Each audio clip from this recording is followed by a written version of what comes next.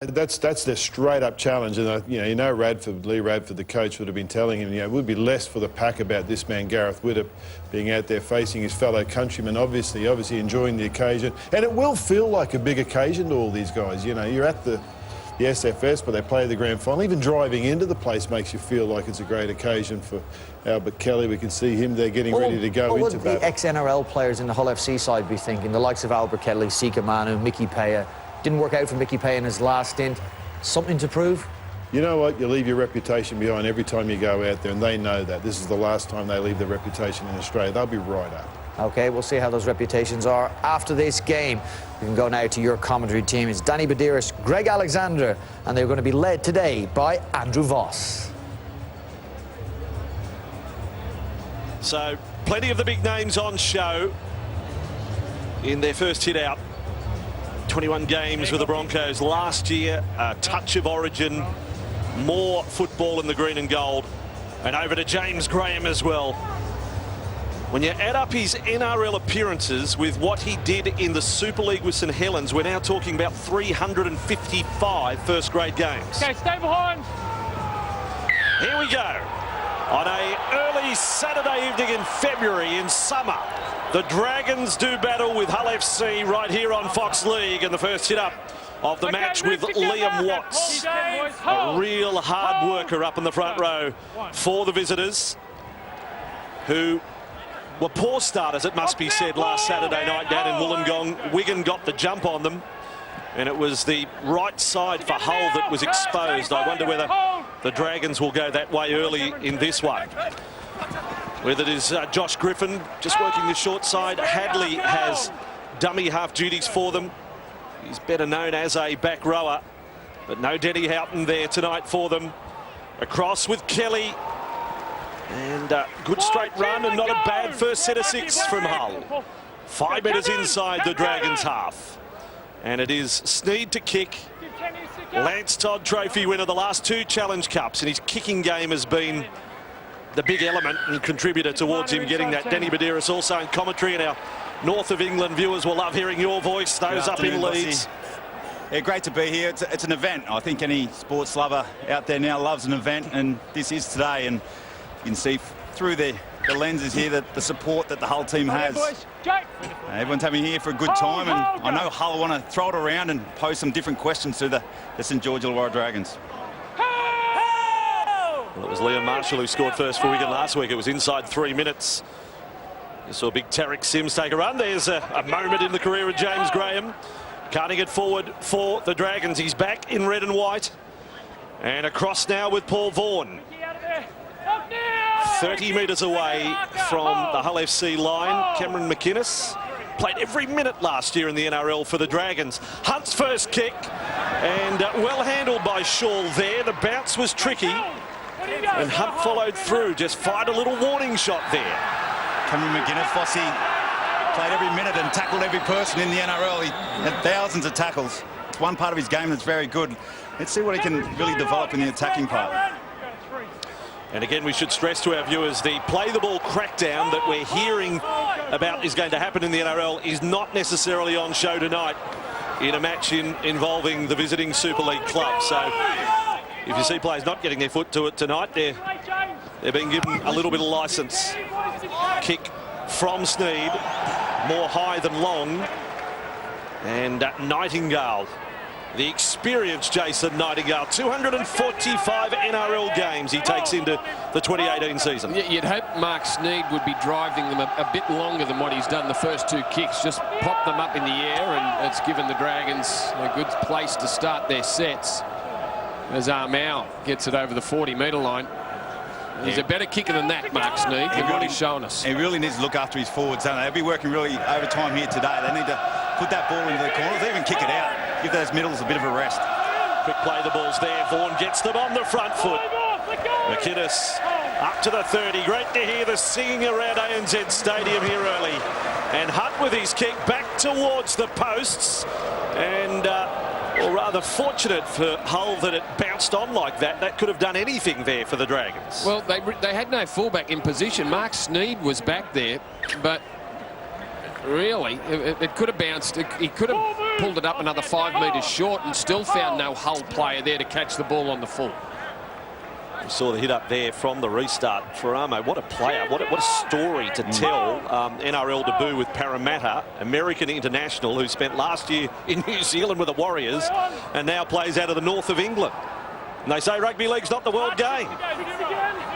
It is a little bit. And now under pressure, Dragons make a statement. Big Leilua. It's hard to call him the little brother of Joey, isn't it, when you see the size of the man wearing 11. Nice offload in the Graham tackle. Kelly keeps it going along. And Bowden is the player who gets up over the 40-metre line. Again, a steady set from Hull. This time it's Paya. Back into the Super League he goes this year after a couple of seasons with Newcastle.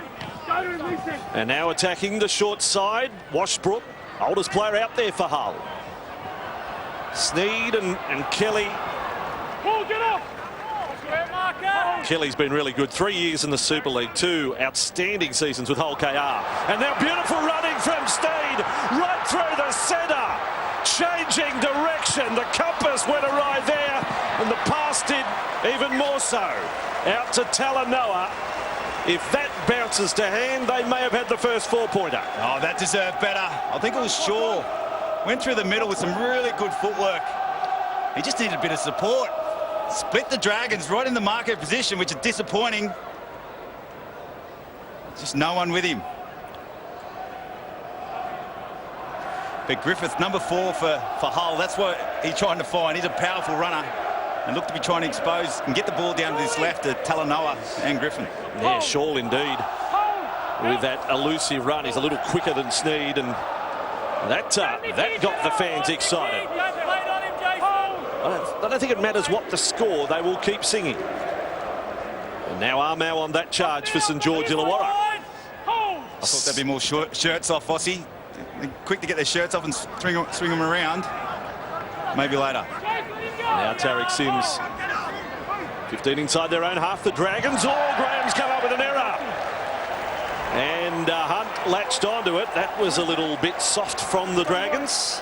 Well, they were opened up by Shaw from dummy half, and now they've made an error as they bring it out. I thought the pass from McInnes was forward anyway. Let's go, Howard, come together. Went over the shoulder of James Graham. Frustration, which we've seen Just keep working at marking each other. plenty of times. I hope a change of clubs has given James Graham a new lease of life, because I don't know whether it was the Dogs and what was going on there, but he looked tired last year.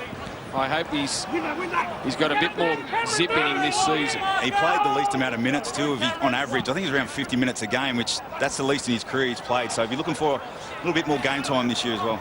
Offloads coming into play there. Good offload from Watts. Gets Hull FC to within 21 metres of the line. No penalty blown there. It was slow to get away, Leilua. Like a game of Twister gone wrong.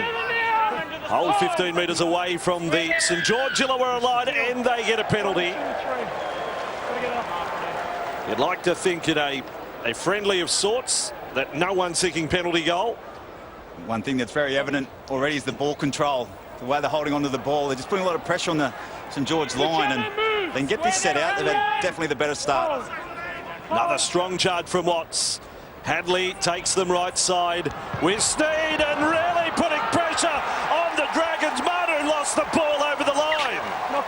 He seems certain to score, and the ball came out of the grasp of Sikamanu. It was a great ball there from Albert Kelly, and it did create a one-on-one situation for Sikamanu. Went to the defensive line. Gareth Widdop, the only man. Tariq Sims over the top, and in his effort to get it down, just loses control of the football. Widdop might have got that left arm just in and around the footy just as he was trying to put it down. That is about as close as you can go. So St George Illawarra back with the ball 8 minutes into the contest. And they have been the side absorbing the pressure here so far. Previous seasons, we didn't see any of Leilua last year. Young Luciano in first grade, a handful of games in 2016, but at different times we've had him down as 120 Ks. He's ticking all the boxes down there. You're talking to Paul McGregor and his staff there. Couldn't be more impressed with the pre-season that Luciano's had. So puts him in good stead for a really big season. He could be Cassiano-like for the Dragons, what Melbourne are hoping with Big Sam now that he's moved on from the Bulldogs. And a kick from Hunt from 45 metres out from the line. This time fullback is at home, and not a whole lot of pressure there on Jamie Shaw.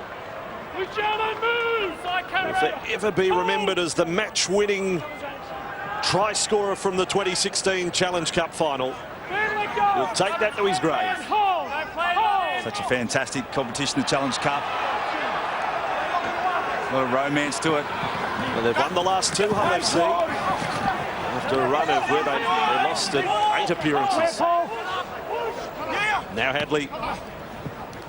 And nice run too, footwork from Farama. He's coming in from the right wing to take that run 15 metres in from the touchline on this western side of the ground. Sneed and Kelly have them going to the right. And away goes Jake Connor, who kicks back to centre field. The bounce needed, the bounce is there. And AK, Albert Kelly scores a super try for Hull FC. What a kick from Jake Connor. A brilliant finish there from Hull. And a great start. He's had a strong game, Liam Watts, and the big front rower took the ball a good 10 metres forward before offloading to his half-back. Out the back was Albert Kelly, but then the work there from Griffin or Jake Connor to get around Ruben Garrick and then put in a perfect kick for the man that passed him the ball. Brilliant stuff. Just shifted to the outside. Ruben Garrick, yet to play first grade, gets his first start here.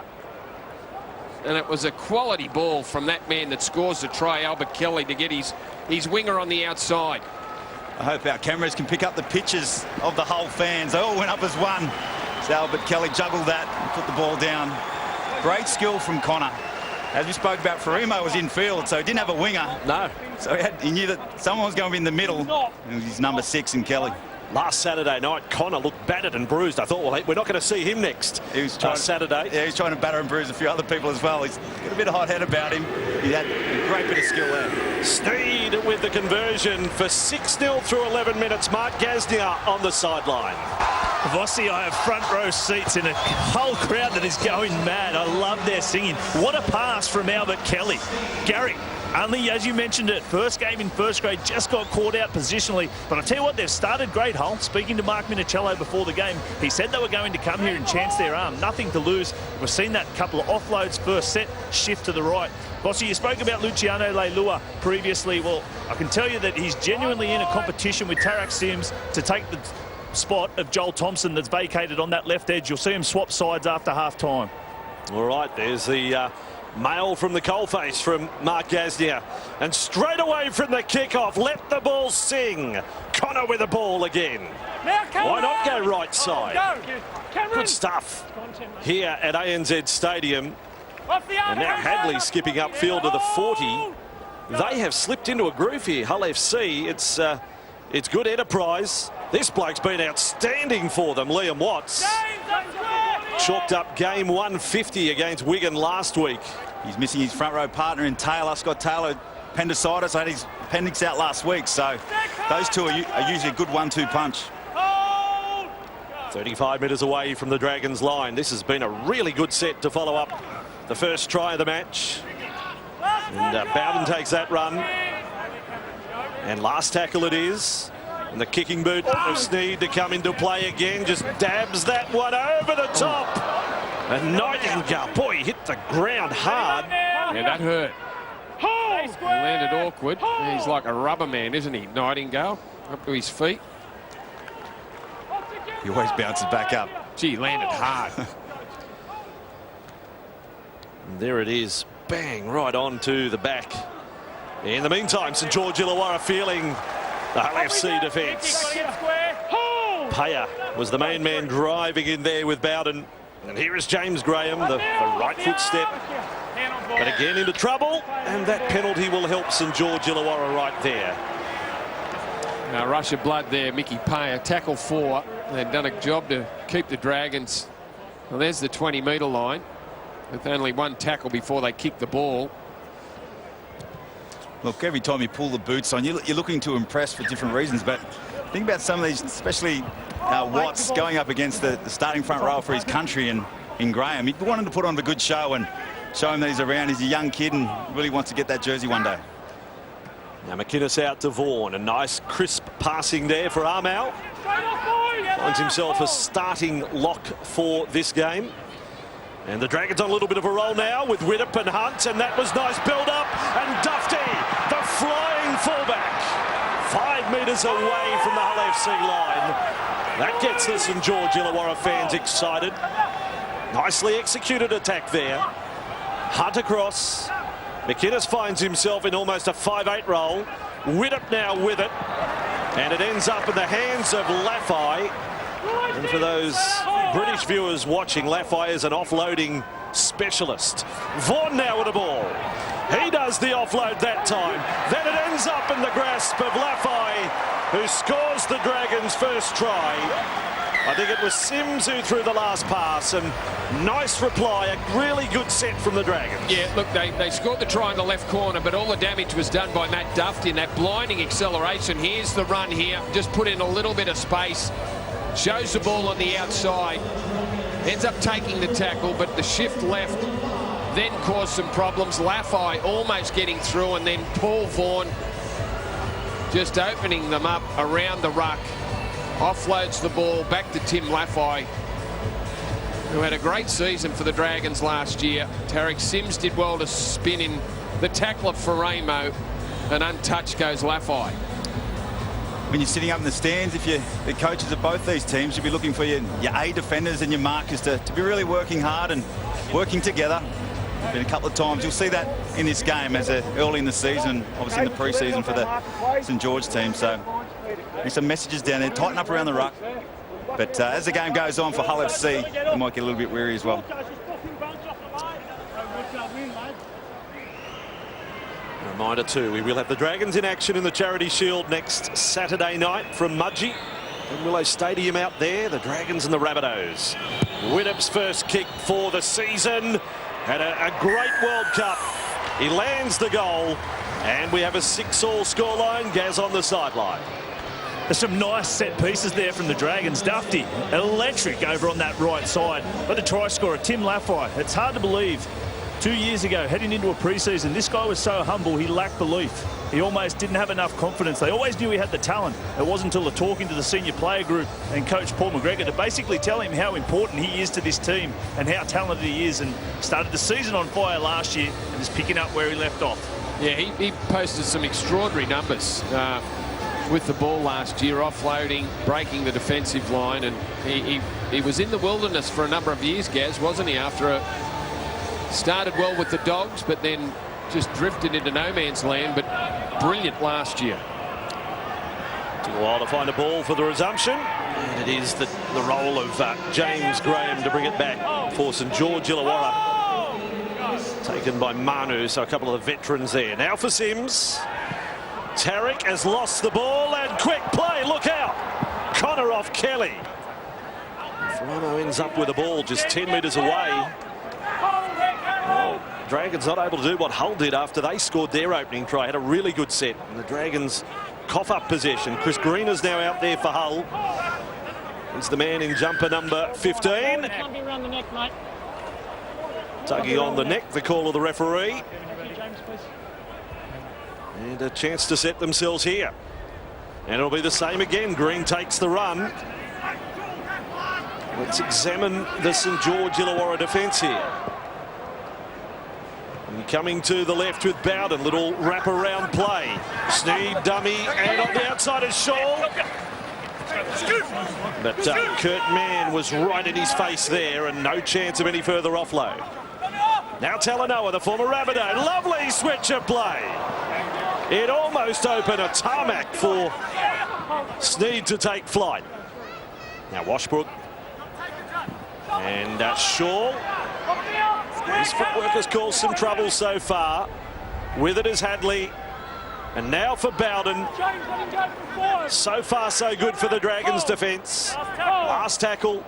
Slow play the ball. Hadley, they go for one. Hard hit up. I thought Watts was going to fall over to score. You've got to get back. He ended up in goal, but he'd offloaded. Offside. Had some nice little shapes, and especially around the ruck on that blind side for Hull FC. Just wait. They all look like they're having a ball out there, having some fun, finishing off their little Australian tour. So Watts gets another run. I just wonder if he had have hung onto the ball, would he have scored? Quick play the ball.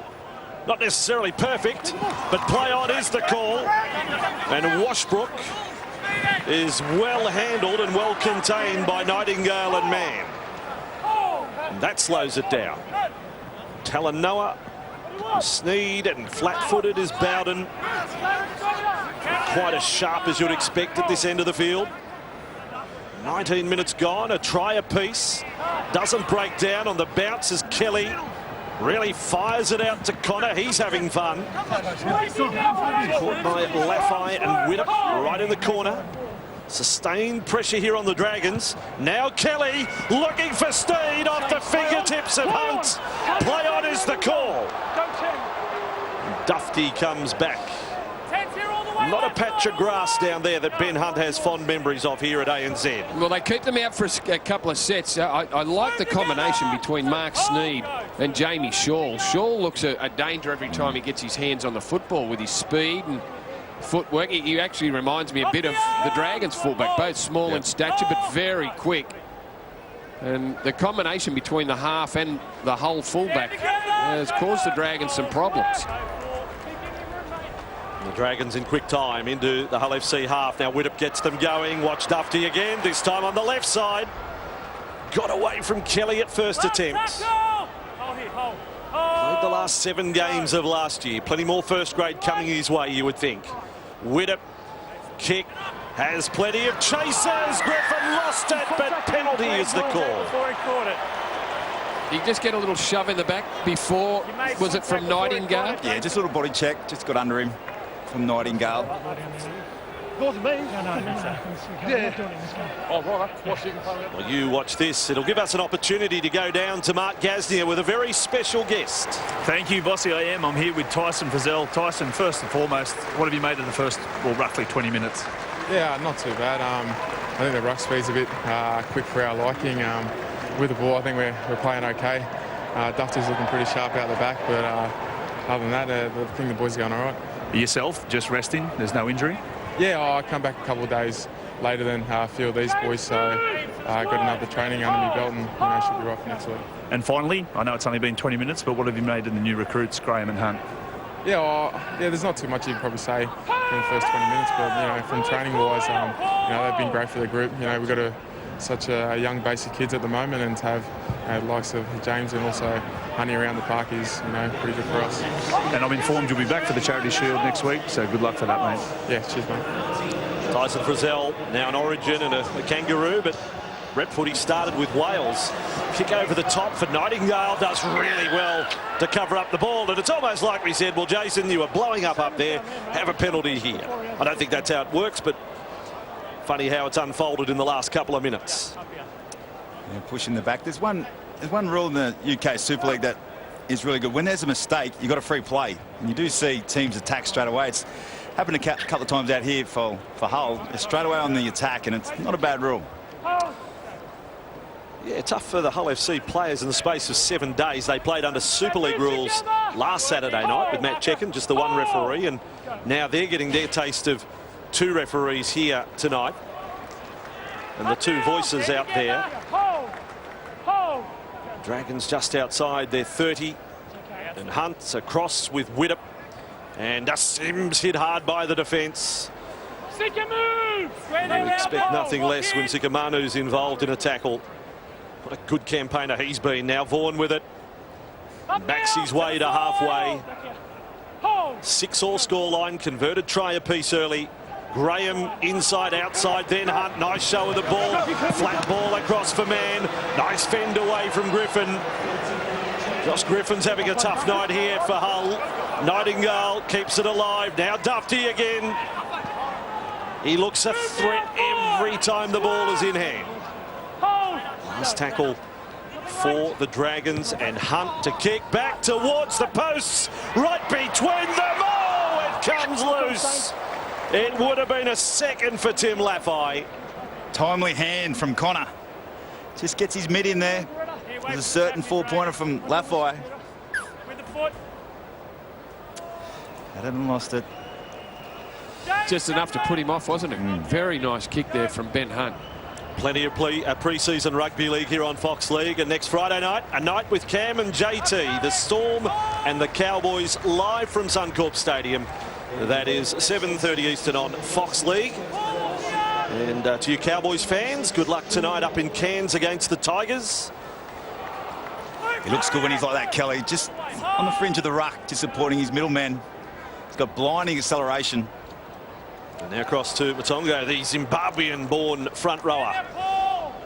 In this Hull FC squad tonight, you've got big squads, both teams. If they're all used, we're going to see around 48 players on show over the 80 minutes tonight. Commentators dream, Danny. Now across for Sneed to Bomb. That is going to ask a question of the Dragons' defence. And no one there to scoop it up, but they may get the scrum feed. No, Hull FC the first knock on. Yeah, that's where you want your bombs to land. Just short of the try line. There's enough to put Ruben Garrick off. Well, he's obviously ruled Brandy that Connor got a hand to it on the way down to Garrick. Bit dubious. Must have been a faint touch only. So, little hold in proceedings. We're not going with any formal drinks break for this one. And the Dragons are in possession through 25 minutes. Players, what they will be thankful here at ANZ, they play in the shade. We've had temperatures up around 30 degrees earlier today, 26 degrees at kickoff, but ground totally in shade. And the Dragons on the back of that penalty up to their 40-metre line. Hold ya! Hold! James Graham has been taken from the field for St George Illawarra, and we're led to believe that will be it for the night, Danny. That might, wherever he needs some ice. I don't think he does, but that'll do him for the night. And the competitor that he is, he'd probably want a few more minutes, but the smart thing is get him off and rest him up for Mudgee next week. Charity Shield will be out there. Now Hunt right up to the line, drew the defence nicely. Widdop and Dufty. This fullback is exciting the Dragons fans. They've known his potential for the last few seasons. He looks comfortable out there tonight. Now Sims, 22 away from the Hull FC line. And a bit of ball playing now for Blake Laurie. Widdop, nice work. Man, twisted there in the Talanoa tackle, and the second man in was Griffin. Looked awkward, didn't it, Kurt Mann? I'm glad he's up on his feet, no problems, apart from the whack across the head. So he got his ankle or his knee caught under there. 15 to the side. Hold. This is a big opportunity. Well, that's not a play of the ball. It was like a little dance step as Hunt gives it away. That will be penalised next week in the Charity Shield. As the Dragons go with Hunt, and then quick hands Dufty, and man onto Nightingale. One of the best finishers in the competition. It may still be the summer, but he's showing us he's still got it. No matter what time of year. Nightingale, the Dragons' second try scorer. Yeah, a couple of quality balls on the inside, just made it easier for the outside men. That one out in front of Kurt Mann, just put a little pressure on the outside Hull defenders, and then the footwork of Nightingale, like a teenager, back on the inside and then back to the outside to beat Talanoa across the try line. He's a hell of a player, Nightingale. So reliable. He's one of those players you never see drop under a 7 out of 10. He's always up around 8, 9. They're the players you want in your team. You build teams around guys like that. He's the leader of this group now. He did pass 100 tries last year, didn't he? 2017. Scored 3 hat-tricks last year. He was on course for little bit of history.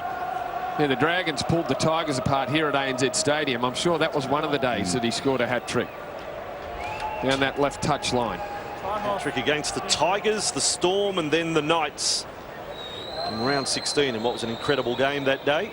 It must be said he's playing on the right today, and it's different. Obviously, he's been on the left for a long time. I think Widdop had a big game that game as well. And long balls out to him. So Gareth's turn from this western touchline and well out to the right. Well, every time Jason scores a try, I reckon there's a big smile on the face of Mark Gasnier. They hail from the same junior club, Renown United in the Dragons juniors. Gaz? You picked it in one, Bossy. So reliable. I was fortunate enough to have this man play outside me for a period of 3 years, and you just cannot rely on a better man. In his last season, doesn't know whether he'll go again. He's undecided about 29, and I can tell you, though, he's established a really good business with a partner that coaches professional athletes post-career in all different facets, whether it be media, educational, academics, and he's well on his way to having a really successful business. Good story. Mark Gasnier, former teammate of Jason Nightingale. Rugby League here on Fox League 24/7, and Monday night we've got Inside the Toronto Wolfpack from 7 o'clock, and a reminder about the NRL 360 Summer Series on Monday night. Yvonne in the chair alongside of Paul Kent, Cooper Cronk, Boyd Cordner in the studio, a live cross to Cameron Smith, and Ben Eichen on location interviewing Ricky Stewart. That is a big show. Get us all ready for the season. Talanoa with the ball for Hull, and referee puts his imprimatur on that play and gives the visitors a penalty. The Dragons have taken off all their middlemen and put the 3 new ones on, and Lattimore, Laurie and Saleh. Blake Laurie, he's only a young kid, and I know he's just in the pocket of James Graham a lot down there and learning off the best and just learning the aggression stakes and what it's needed to have a lifetime of running into brick walls, and that's what James Graham has done. Sounds like a lot of fun. Doesn't it? Hull FC 5 metres inside the Dragons half. Played by Paya. And a change in the running of the show for them with Brad Fash out there now. We're in jumper number 20 for Hull. As we've told you, they're 2 games into their Super League season. 1 win, 1 loss. Now Kelly. Laurie, the defender, in there for the Dragons. Sneed, nice ball to send Turgott back inside. Vincent Turgott, young talent, 21 years of age, former England Academy representative. You're going to see a few on show in this one tonight. Mickey Paya, 10 metres away from the line. Last tackle. They'd love a result here. Kelly's got it well placed. There's pressure in the corner. O'Connor had it on the fingertips. They've ruled knock on against him again. It was a seaplane that flew over Bossy. I don't think any of the Hull fans would have seen one of those before, flying over game footy. Don't have them down the Hull River. Those that don't know, our Australian viewers, I mean, you are, and Danny, you've experienced it. You are talking about possibly the greatest rugby league city in the world that is represented by 2 teams, separated by a bridge. It's amazing, and you do see the derbies were always the best games to watch over there. There's the fans, 2 sets of fans going at it. It's all in good fun, and now if you were to go from a Hull to Hull FC or vice versa, you're not really liked by the fans. No. They're very tribal. On the east side, it's Hull KR, and on the west side of the river, it is Hull FC. And Kelly did the swap there before last season. I call the Hull KR side the Amsterdam side. You can catch the ship across to Amsterdam for a day out. As a Dufty is taken towards the sideline, and it's over and out for him right there. Good stuff, Hull FC. Yeah, good defence, just slid off. Dufty found himself going sideways and then held up in the tackle. Once you get numbers in, you're in a bit of strife, even if you are 10 yards in. There's Dufty just trying to sneak on the outside. Once Kelly got a hold of him from the inside, there's always a big chance of him going across the sideline. One thing Lee Radford would be very pleased with his team out there in the first 32 minutes was they've had sluggish starts in their first 3 games in the 2017 season, and it's been nothing sluggish about their performance out here tonight. They've been pretty proud of the first half hour of this match. Not quite as humid as they experienced last Saturday night down in Wollongong, even though we have started earlier in the day for this one. There's Turgott with another run. He was actually captain of the England Academy side there a few seasons back. So they're working hard. They've got through 33 minutes and they're right in the contest. There's a Sneed with a change of direction. Griffin, who's been given a bit of a bath in defence tonight, but he's a strong runner of the ball. Now Setterfield with a skip, Sneed, and across to Kelly. The live wire is through. Kelly scores for Hull FC, his second try, and he's putting on a bit of a show here. Well, he did that when he played for the Titans, Albert Kelly, so no surprise to see him do it when he's with Hull in the English Super League. Vossi, and as you said, he's been doing it for 3 years now, and a little bit heavier than what he was at the Gold Coast Titans, but certainly has lost no speed, which makes him a real handful in defence. The footwork and the speed, the combination of the speed, is hard to handle. Yeah, Tariq Sims just got caught going out a little bit there, and that big right foot from Kelly just towed him up, no ends. But yeah, like I said before, when you go out on the field, you're impressed for different reasons, and Albert Kelly's just showing, just telling all these NRL people out there, yeah, we're here. NRL recruits, I'm ready if you want to bring me back. I asked some of their fans outside the ground tonight, why is there a H in Hull when it's got all? They said, that's a good question. They couldn't explain. You come from Hull. And Kelly, 4th year in the Super League, and doing some great things. He was the Hull KR Player of the Year in 2015. 20 tries last year for his new club Hull FC. And when he runs, go to Sneed. When he runs like that, you can understand why.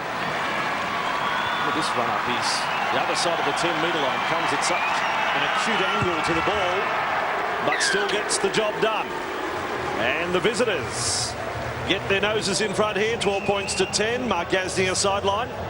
What a 34 minutes Albert Kelly has had.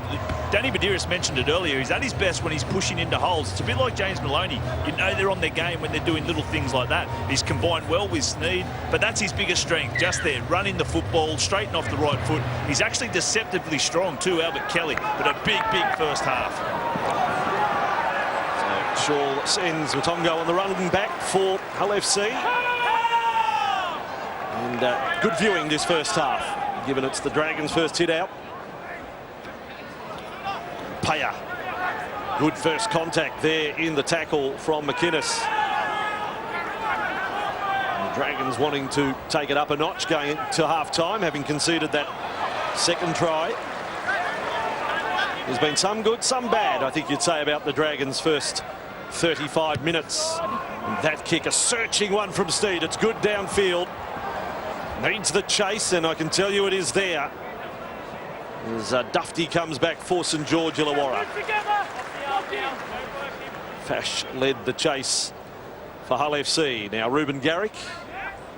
Gerringong Lyon Jr. Well, the Dragons and the style of football that they play, they don't want to slip back into what they did a couple of seasons ago with a lot of plays out the back. I know they got Matt Dufty, who can pass the football, but they don't want to slip into that out the back style. I think they want to keep getting over the advantage line. They've got a great man in Ben Hunt to be doing that. I know they haven't got their entire forward pack out there and it's a trial match, but you'd love to see them just hammer defensive lines, just try and get a bit of momentum and let Widdop and Hunt go at the defence. Very good point, Brandy. And just play off what sort of play the ball it is. If it's a quick one, let's just flood the middle, go through the middle. But no matter what, they're sort of keen to just two-pass. Well, they've got 4 tackles here in this set inside the Hull 20 to show us what they can do. And Hunt delivered a short pass that time. Dufty's in everything. Man is hit front on by Fatuli Talanoa. That's a terrific tackle. On their 20. Dragons attack. And Lattimore. He's got an offload in him. Jeremy Lattimore, the well-travelled Lattimore now. Hunt And Widdop skips across field. He's turning them inside out. And the defence of Kelly. Framo with there. Laffey. Hunt steadies for the kick. It'll go right across the face. Dragons there in numbers. It's a clean catch. It's a classic catch, if I may say, from Jeremy Lattimore. Was that Lattimore that took that? Was it coming through the middle? He's run from mid-wicket for the catch. The kick from Hunt was a beauty. It found the in-goal area or just over the try line. Cleared the onside. Chase. And that was Lattimore. He Go was through the contest. Something tight on this. into the middle of the field. Yep. Okay, so we just need something tight on whether Nightingale gets his hand to the ball first. Oh, no. Looks like fingers to me there. Can we just go back slowly? Got anything better there, Ads? I think he's right. I think it was fingers. They look for any change in revolution of the ball if it hits the That's fingertip. right, mate. We're looking for fingers on Nightingale here, Joey. Poor Jeremy Lattimore if he gets denied this. It's his ball all the way. Who do you think you are, Jason? You've only scored 108 NRL tries. You're going to steal one off the big front rower. Okay, we can see here that Jason Nightingale touches the ball on the way down before being regathered. And Not it's many a front knock-on rowers for score Nightingale, so tries we off have kicks, no catching it on the decision. full. That's a rarity. And it's going to be denied because, as you said, the 108 try man just got his hands, his fingertips on the ball. Jeremy Lattimore would have been one of the finest moments of his career, which has taken him to a few clubs.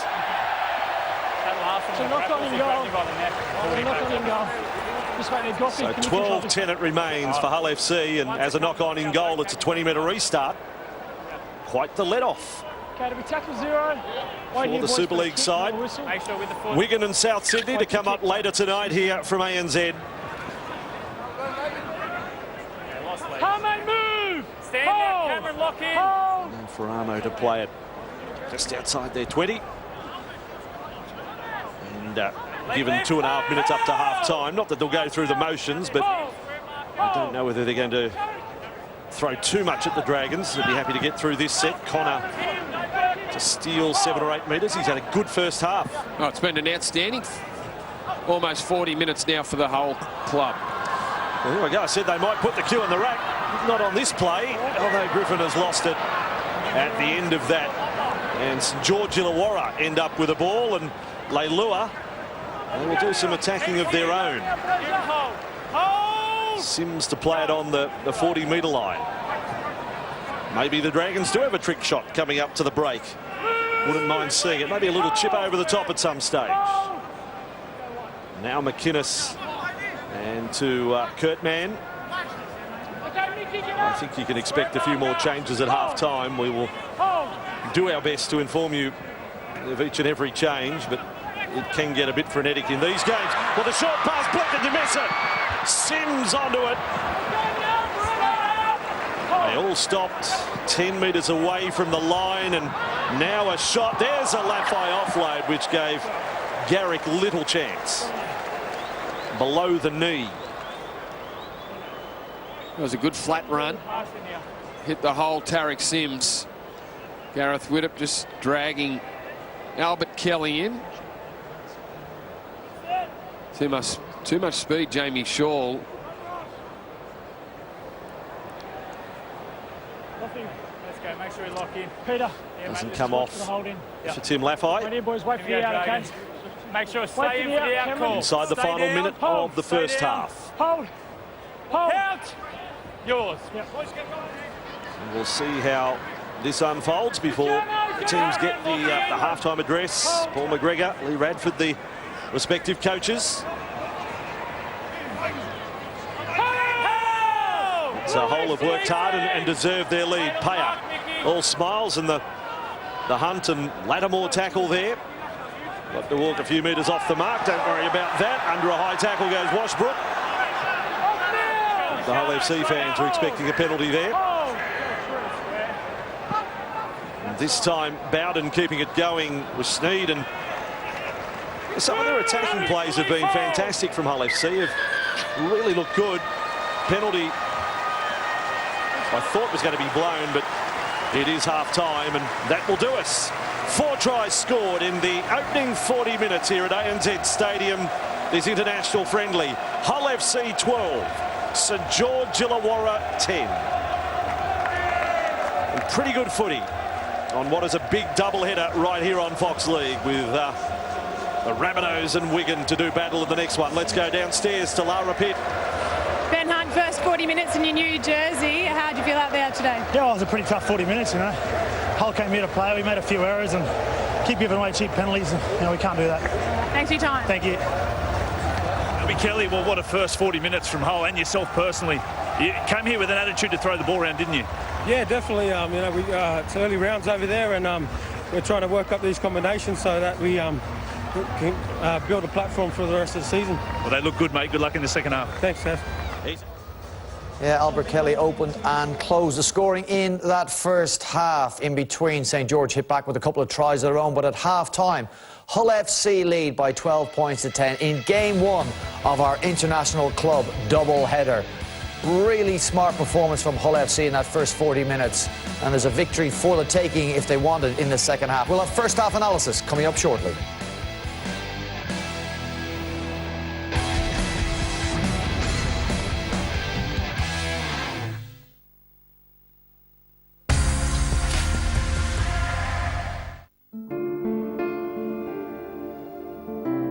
Knowledge of the law is one thing, but knowing people is quite another. Which is why our solicitors really get to know you, and not just your case. Widely regarded as the #1 personal injury law firm, we help you get the best possible medical care and rehabilitation. Irwin Mitchell, the expert hand with the human touch. I saw something I was not supposed to. They gave me a choice. Die or become a sparrow. You will be trained to determine the target's weakness and exploit that weakness to extract information. Are we going to become friends? I think she can be recruited. She's a sparrow. We can't trust a word that comes out of her mouth. We have a traitor.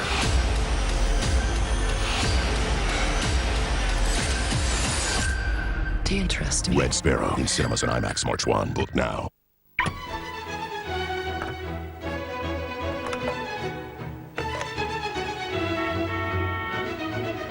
No ifs or buts. It's easier when you can use the Link system that lets you use your favorite apps directly on the car's touchscreen. The new 500 Mirror family from £139 per month plus initial rental. Blue shoes. Blue shoes. Red ball. Red ball. Green rabbit. Green rabbit. Blue shoes, red ball. Let's just focus. Blue beetle. Blue beetle. Orange key. Orange key. You got it? Yeah, got it. Situation update. 39-year-old male. Significant blood loss. Respiratory rate 20. BP 80. Over 60. Listening is a key skill that will set you up for your future career. Learn more with Barclays Life Skills. We gave people the Andrex Clean routine to try and asked them how clean they feel after going to the loo. I feel as clean as a hippo. Hippo? Hippopotamus. As clean as pink candy floss. As clean as a squid. As clean as a squid. I love that. How Andrex do you feel? It's time to experience the Jason Bourne story. I'm on my own side now. There's always an objective, always a target. That's Jason Bourne. I remember. Follow Matt Damon from the beginning to the end. The Bourne Collection, this weekend on Sky Cinema. First of all, I didn't plan for this to happen. I love you. I love you both so much. I love you. I love you too. It just sort of happened.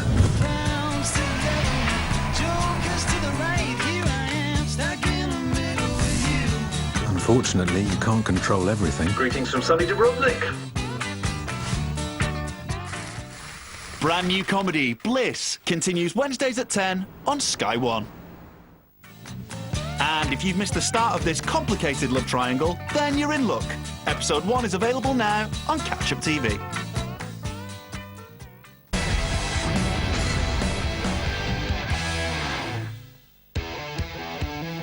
Hull FC's Australian excursion will come to an end in 40 minutes' time. One half of Rugby League, though, sees them in front by 2 points against St George Illawarra Dragons. Dragons fielded a very strong team for this International Club Rugby League double-header, but Hull FC well worth a 2-point half-time lead.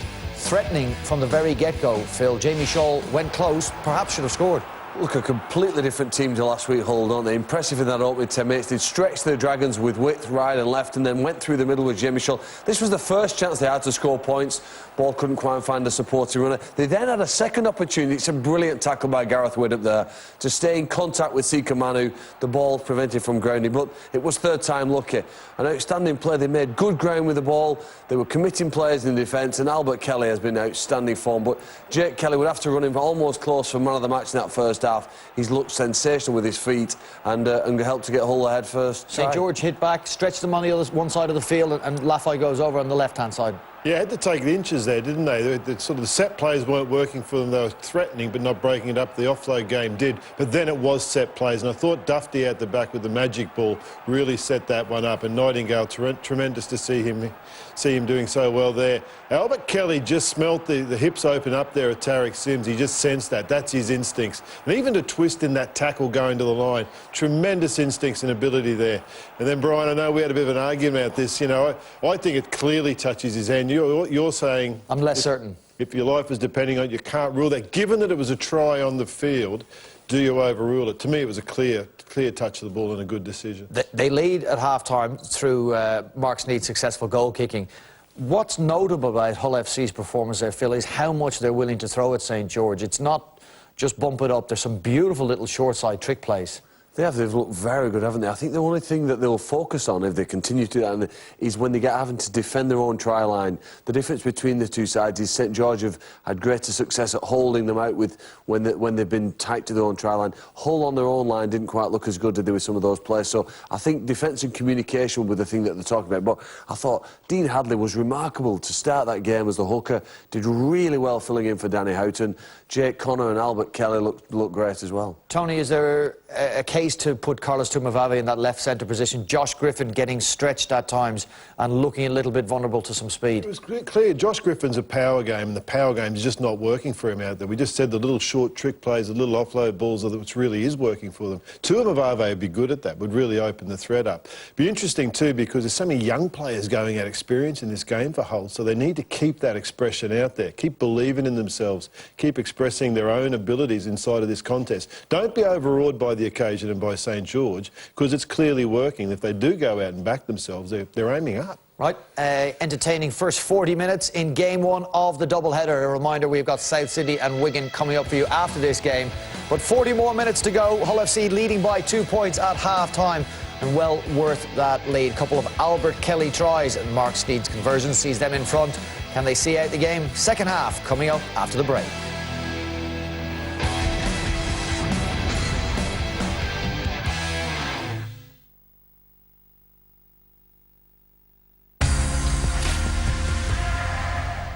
What would my dream kitchen look like? Should I shake things up a bit? Spice up my storage solutions, perhaps? Now we're cooking. With everything you need to take your kitchen from inspiration to installation, you can do it when you B&Q it. It's a noisy, chaotic, confusing world. If only everyone could see it more clearly. Separate fake from fact. If only we all understood what's really going on. The world needs another Economist reader. And now you can try The Economist absolutely free of charge. Text FREE1 to 78070. You can watch the latest movies straight from the cinema on your TV. Easy.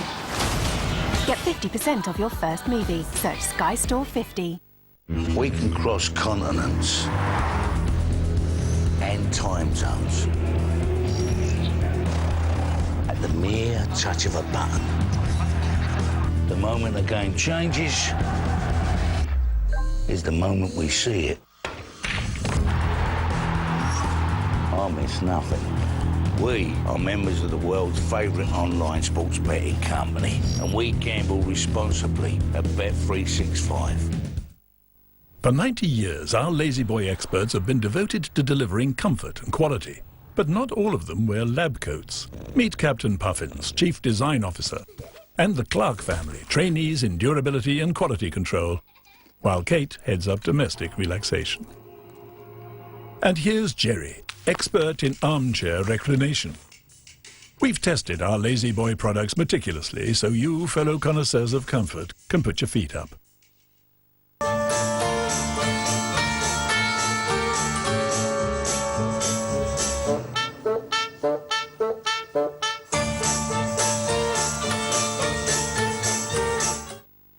It's time to experience the Jason Bourne story. I'm on my own side now. There's always an objective, always a target. That's Jason Bourne. I remember. Follow Matt Damon from the beginning to the end. The Bourne Collection, this weekend on Sky Cinema.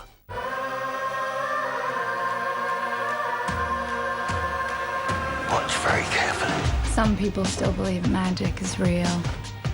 I want to see for myself. Do you want to bring it here, yeah? I just don't see the point in conflict. Pretend I didn't hear that. I am Rome, and where I walk is Rome. Now it's a war. Oops. My theory is that you're a bad man pretending to be an idiot, whereas she thinks you're merely an idiot.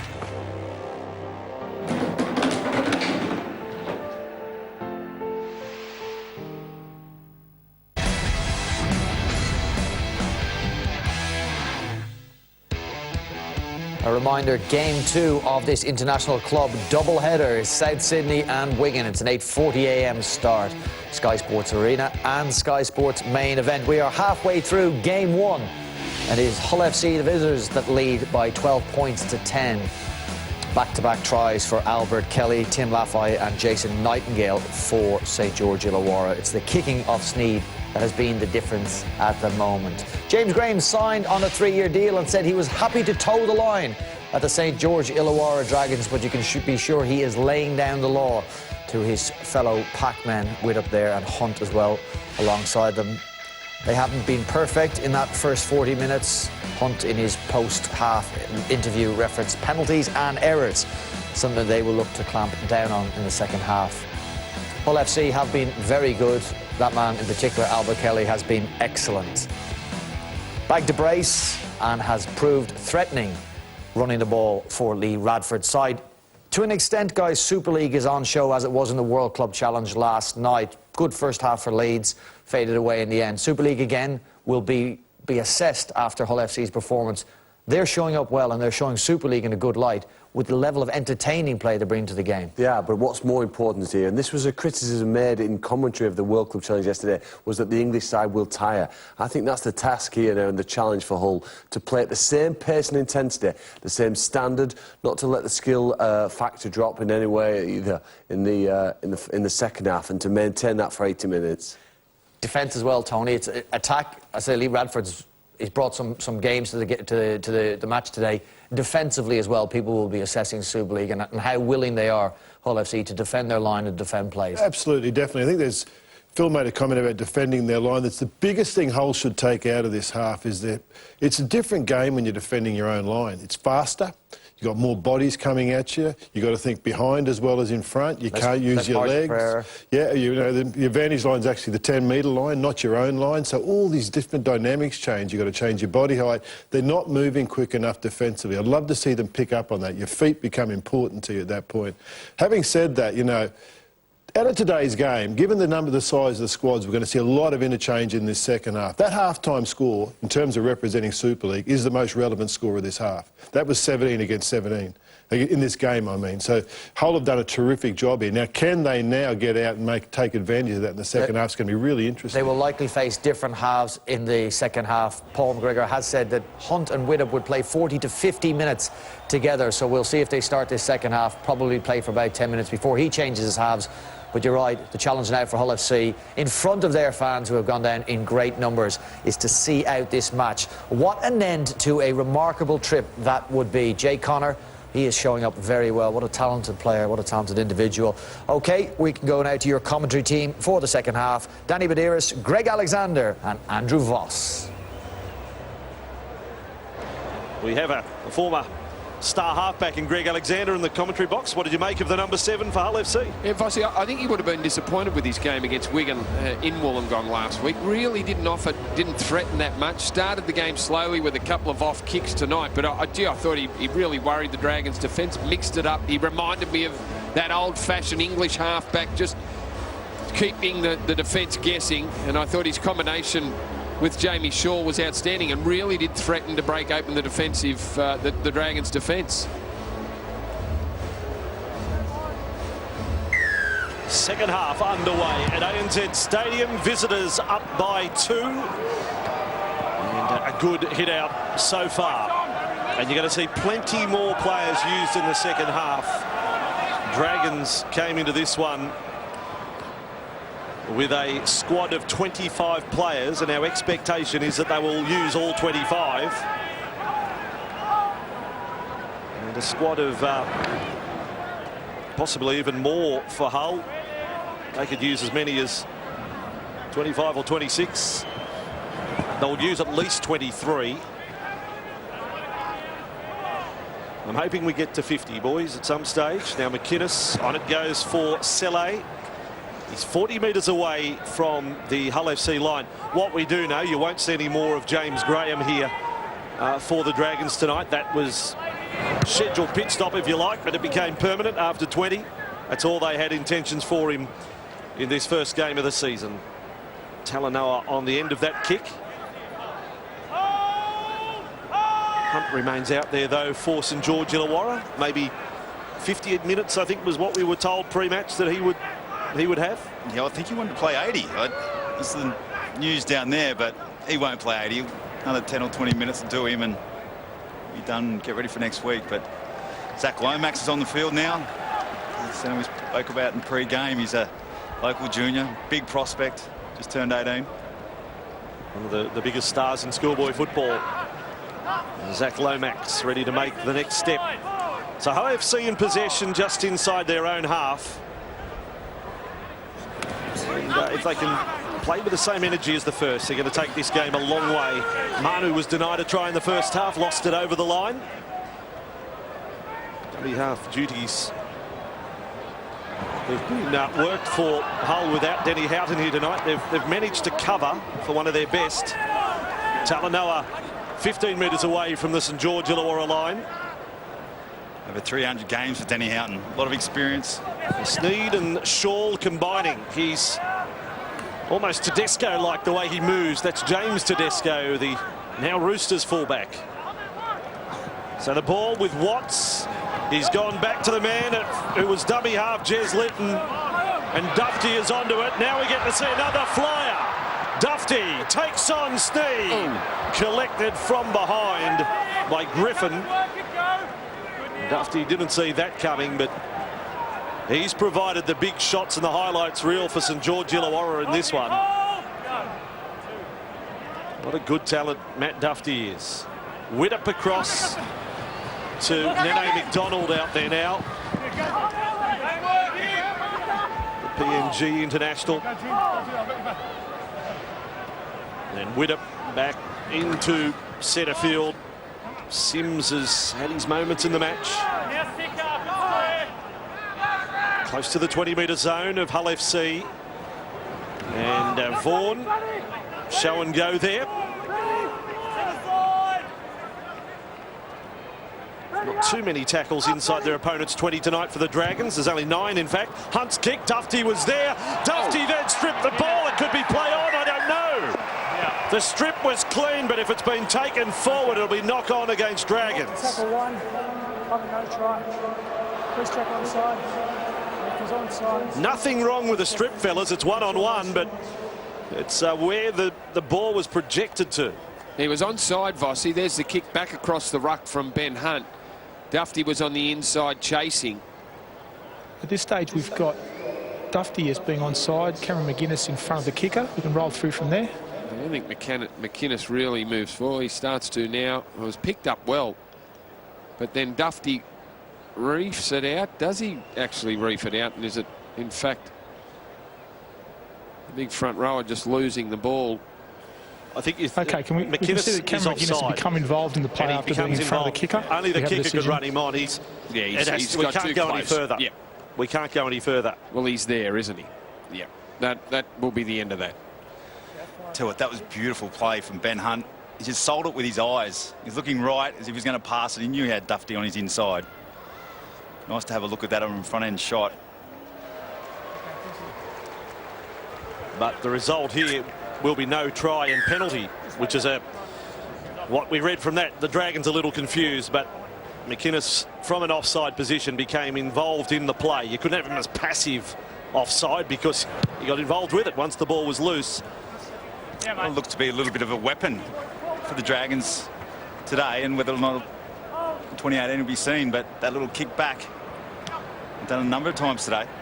Straight from the tap, love this sweep across field. Manu ends up with it. There's been patches of that. They've really played with a positive mindset, Hull FC, in this game.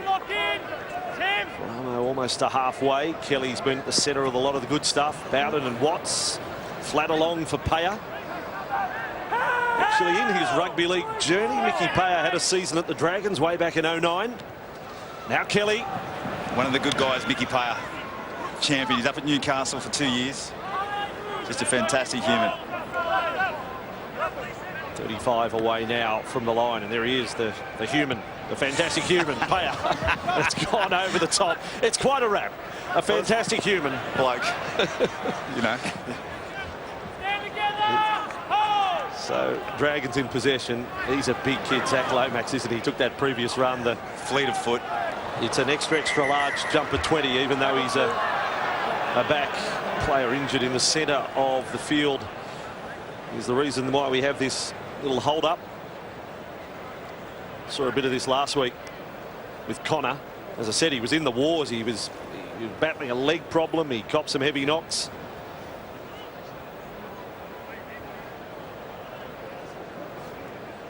So that's the reason for the hold up in play. It'll be a Dragons play the ball after this. And they've looked good again, Hull. There's been nothing wrong with their sets that they've thrown at the Dragons with the ball. Dragons almost came up with a try through Dufty, but they continue to attack and move the Dragons' defence around, which is presenting them some chances. It looks good, Brandy, because everyone's expecting the ball, doesn't it? You know, everyone's in a better position to receive it, and everyone's ready to catch it. Makes a difference. Well, I know Lee Radford may have other thoughts, but as a viewer and a fan, I'm hoping that Sneed, Kelly, Shaw stay on the field for the whole 80, because it's going to provide plenty of attacking opportunities. Jacob Host out on that right side for the Dragons. Inside the Hull FC 40. A little bit of sting out of the game at the moment after half-time. Here is Hunt. Probably needs something just to get it really going again. It'll be this bloke who does it too, Dufty. He's been outstanding. Laffey with the ball. And the clutches of Watts. Offload for Hunt. Kept alive now for Armour to make the run. He's offloaded as well. Yes, the game has come out of its slumber. McInnes on to Selle. 20 from the Hull FC line. Good passage from the Dragons there. Armour on to Hunt. They're in the groove now. Widdock with the ball. Laffey pass without looking. Out of the wing to dive and score. Nene McDonald. Boy, did they flick the switch. And George Illawarra. Good try. Just confirm touching goal line. Well, you just find yourself backing the wingers rather than the technology these days, don't you? They are that good at getting it down in that corner. Gets himself in the air, just launches, keeps his feet up in the air, gets it down comfortably. Okay, so we have the ball grounded in the in goal. Player still in the air, not near the touchline. Got a decision. Yep. Too good. Absolutely. Yeah, Widdock, he's at fullback. He looks comfortable at fullback. He won't be there at times. He might be there at times this year, but around the back, he used to be a fullback. Sure, he'll get a bit of time there today. That's the news on the sideline, but he's very good on that sweep line. Well, the hand, just after you said that the game had hit a lull, Vossi, it came alive, didn't it? And the hands, they went from right to left, and the offloads just had the whole boys on the back foot. That was a terrific ball from Widdop. A catch and pass under pressure for Amo coming in off his wing to make the stop. Timmy Laffey, sorry, the man that threw the last one, as Kelly comes across, unable to do the job on Nene McDonald. Over to Widdop for the shot, and that looks good off the boot, then off the post and back into the field of play. So 3 tries to 2, but just the 2-point lead to St George Illawarra, 14-12. Mark Gasnier sideline. That man on screen, Nene McDonald, actually played 2 days ago in reserve grade for the Dragons. Coach McGregor actually isn't too impressed with his fitness, knows how good he can be and wants to see him at his absolute best. That's the reason Garrick started and not Nene McDonald. Okay then. He's about to be involved in the play again. Ball was headed his direction. He got a bit of treatment for his right knee after scoring that try as well, but he's moving okay again.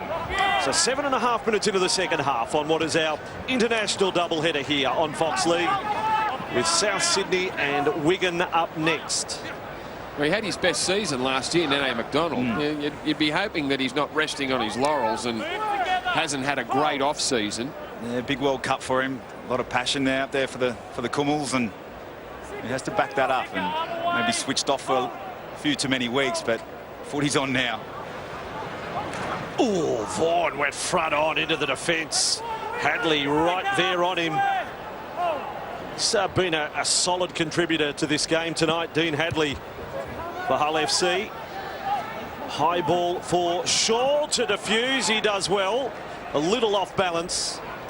And he sizes him up. He's probably no more than 80 kilos at best, but he's caused some real problems. There's someone last night for the Leeds Rhinos, Jack Walker, looking forward to seeing a lot more of, but he's the same sort of diminutive stature. He went off with about 20 minutes into the match, but that was a big shame for to lose a quality player like that.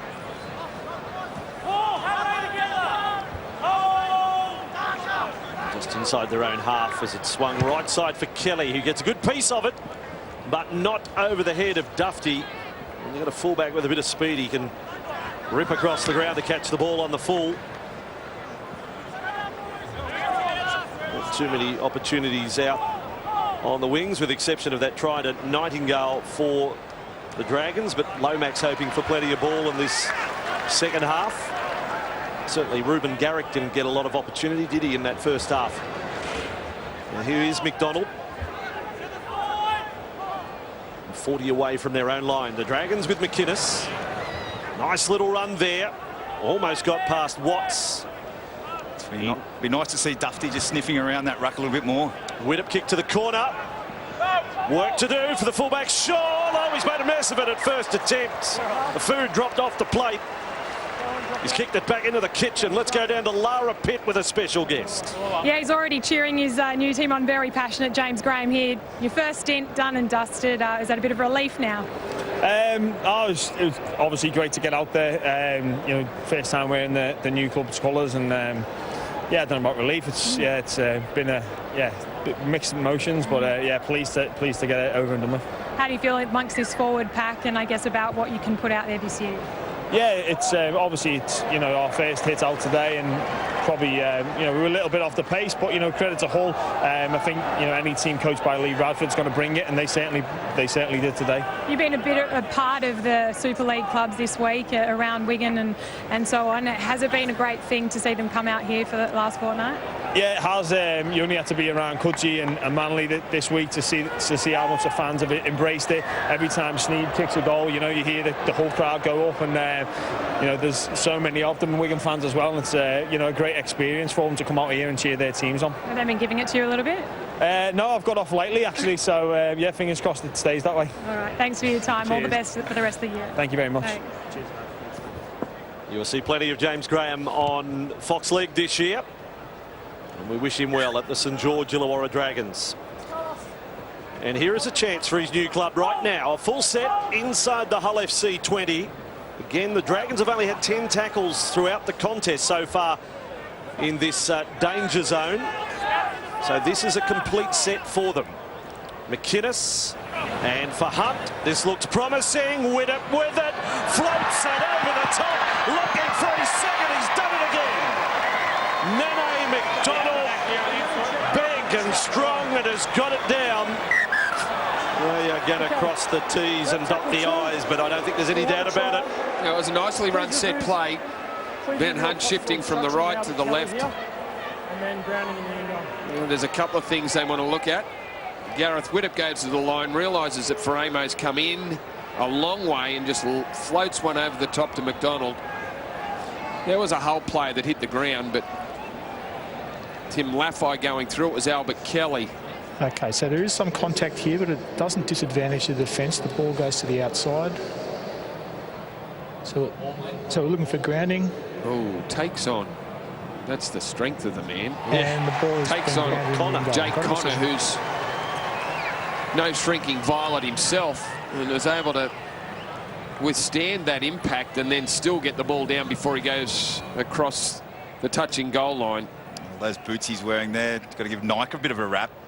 Oh. Stuck into the ground, didn't they? He could have slipped, would have been out, but they're very tight on what they wear, the players these days, and what comfortability. He's a monster of a boy, isn't he? Mate, it's a big winger. Geez, Gareth Widdop, he's got just a nice touch, hasn't he? He always weights that ball. Always perfect. Whether it's with his hands or his feet, Danny, he just gets it right, doesn't he, Widdop, and just realises it's coming in. It wasn't a bullet pass. He just lofted it over the heads of the defensive players and his own. And just the speed to get out on the outside and engage those outside defenders and create some room for McDonald. What about the figure in the blue T-shirt as this try scored? That's Gareth Ellis there.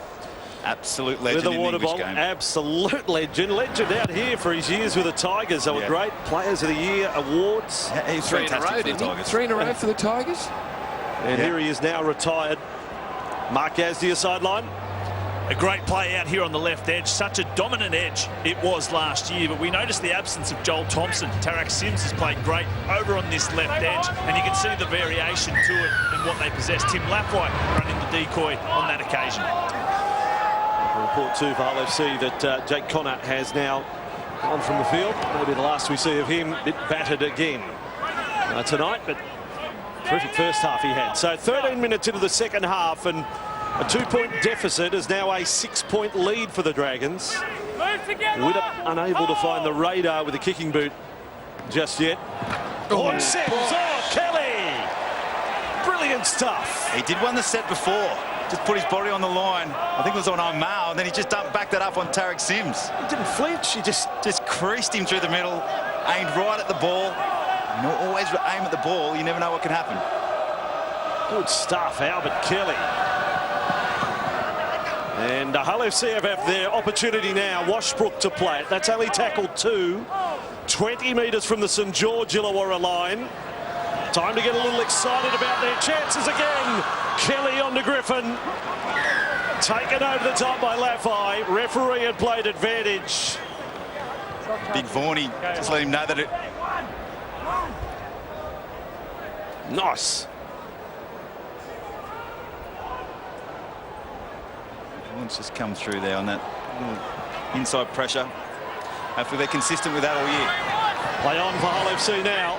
A good offload from Liam Watts again to keep things going there for Hull. Now Hadley fires across left. Sneed and Shaw changes direction, does the dance, offloads for Watts. He turns it inside. Bit of ball movement here from Hull FC, and Jomar Vavave is now out there, added a syllable to his name.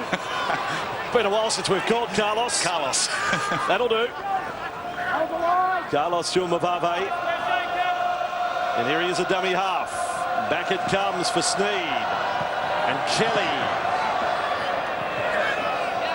He's been right on point in this game, Albert Kelly. With Sneed. Able to step away from Widdop. And that is the last tackle. 5 from the line. The play the ball is slow. Kelly's going to be the kicker this time, just for placement, right to the corner, and up went Lomax. They've given penalty to Hull FC, but you just saw a glimpse of an amazing young talent, Zach Lomax. How easy did he make that take look? The double-handed overhead take. We all adapted that, these outside backs, especially the young ones. They're taught at a young age now, and it just becomes a habit. There's a touch of a young Israel Folau about that take from Zach Lomax. Hull FC with the ball. Watts, he's been great all night for them. A try would be well deserved. We'll come up with a song for Liam Watts. He deserves it.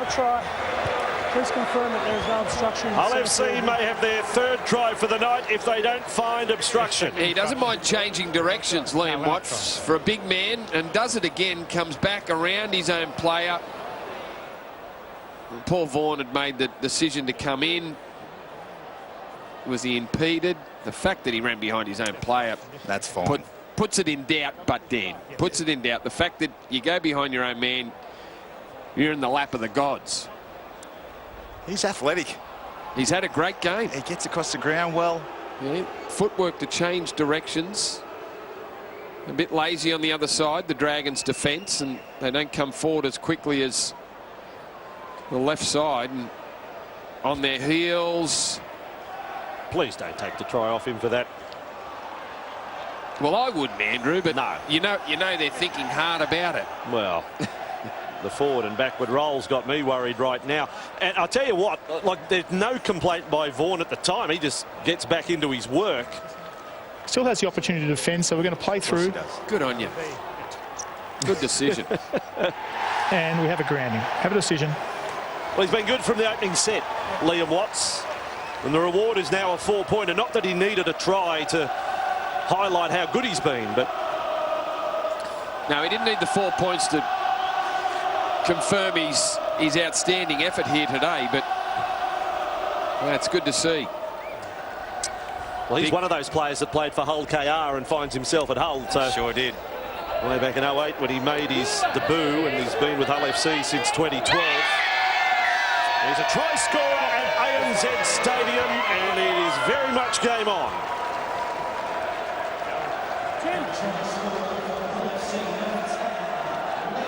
(18-16) scoreline, and well worth looking at the try again. Well, just a bit sloppy on the other side of the ruck. The Dragons just failed to come off their heels. Jacob Host, one of them. Hame Sele, the other. And a big man that's as mobile as Liam Watts caused the problems. 18 each. Mark Gazdia, sideline. A sheer determination from Watts. You mentioned it, being great all night, played big minutes, just get straight over the top. And there's a few concerns through the middle for the Dragons. You've got to remember, Sneed went straight through early. Kelly straight through Tarak Sim. So a few concerns there for the Dragons. And thank God they didn't take it off Watts, because the crowd behind me were going to rip some heads off. It's dramatic. I was down there at half-time, and just having the best time down there, and they're just so proud of their team, and they spent all their hard-earned to come out, and they're really happy with what they're seeing out there. They're a dramatic group, Andrew. Well, Hull FC have it at 18-all, even though Dragons have outscored them 4 tries to 3. We get to see the Dragons again next Saturday night in the annual Charity Shield clash with South Sydney. That'll come your way from Mudgee. Michael Ennis, Gaz, Brett Finch. We're making the trip up with Jess Yates. Smart play from Sneed. Down on that left. Got in the dummy half. Needs the kick chase to back him up. On the front foot. Sean Mavave led that chase on Dufty. That's the most ineffective he's been tonight. Here is Lomax. Middle line speed. Dragons having to do a little bit of toil here out of their own 20 at 18-all. Opponents with their tails up. And it's a nice hit back, because the 2 tries they conceded after half-time, you might have thought, well, it might get a bit hard, but no shortage of spirit. And the Dragons At 18 all and 22 to go, it won't change the tactics of the coach. Lots of changes. The kick charge down from Hadley is then covered up by Fash. But we end up with an offside play, and it's a let-off of sorts for the Dragons. Wasn't square at marker. It was the ruling of the referee, and there you go. And that was Fash that was penalised, Brad Fash. It's undone the good work by Dean Hadley. And Ben Hunt mustn't have seen him coming, just continued on with the kick, and could have been a dangerous situation for the Dragons there. It's got the Dragons 25 metres away from the line. The big figure of Josh Kerr's made that previous hit up. And another one before that, and now Mitch Allgood. There's another whole KO. I think he spent a bit of time, Mitch Allgood. Was he? Some big bodies off the bench, the Dragons here. With the likes of Kerr and Allgood and hosts. Griffin's come up with the ball. And it's a bit of a letdown, all of that. Did he try and squeeze that one out, Tim Laffey, or it was just a drop ball, not an attempted pass that went wrong? Dragons will feature not only in the Charity Shield next week, but our season opener on March the 8th, Thursday night at Jubilee. Dragons and Broncos. He's tried to shift it from his left to his right arm and just lost control there. Make sure you hold him, guys. I'll give you a go. Hold. Hold. Go. Yeah, mate. Plenty of changes made since half-time. Farmo now with the ball. To the side, 15 away from their own line. Hold. Go. At 18 all. Yeah, you can wrap a lot of players. I'll give a wrap to Dean Hadley for what he's done tonight for his side as a fill-in there for Denny Houghton, the ever-consistent Houghton. Defensively, he's been great. He's blocked the middle up. So Lee Radford would have wanted out of him, and not too much attack, obviously, but he's a back rower and he's done his job. So here he is again, a dummy half. Onto the left and right up to the line went Jordan Abdul, passing there. And Fash was on the end of it, but it drew in defence. Back for Sneed. Nice and high, not too long. Allowed to bounce and turns right, then the flick without looking from Jack Downs. Out to Faramo, still the last tackle. Little kick and chase. He's out with us in the stand. And they get a goal line drop out of it. I wondered how Beretta was going to get back in the field of play. That was nice play, but from Faramo. You could just see he had a couple of options. Thought about just cutting back in off the right foot, and then he thought about the kick, and he just got the weight of it right. Perfect, Vossi. He had a lot of options, Brandy, didn't he? And he came up with the right one. Just forced Gareth Widdop to make a play at the ball. It stayed in. That's exactly what he wanted from his kick. And they get the ball 10 metres out with 6 tackles. And spot on. He had the foot. Widdop had his foot on the sideline. That's why we've got the scrum 10 metres out. Or just the toes, really. And I think they'll like this. All on the open side from the scrum. So here they come, Hull FC at 18 all with 18 minutes to go. All the way across. And they've got that as a forward pass onto Jack Logan, who thought just for a moment he was going to make it to the corner. That's disappointing. Well, the cover defence was there in the end from the Dragons, but there was a slight concern if the pass wasn't forward. Jamie Shaw, the man that just had to transfer it quickly out to his winger. They're getting this swinging shape. You need your winger to be a little bit more tucked. Stay down. The winger there for Hull FC. A little bit flat on the pass, very marginal.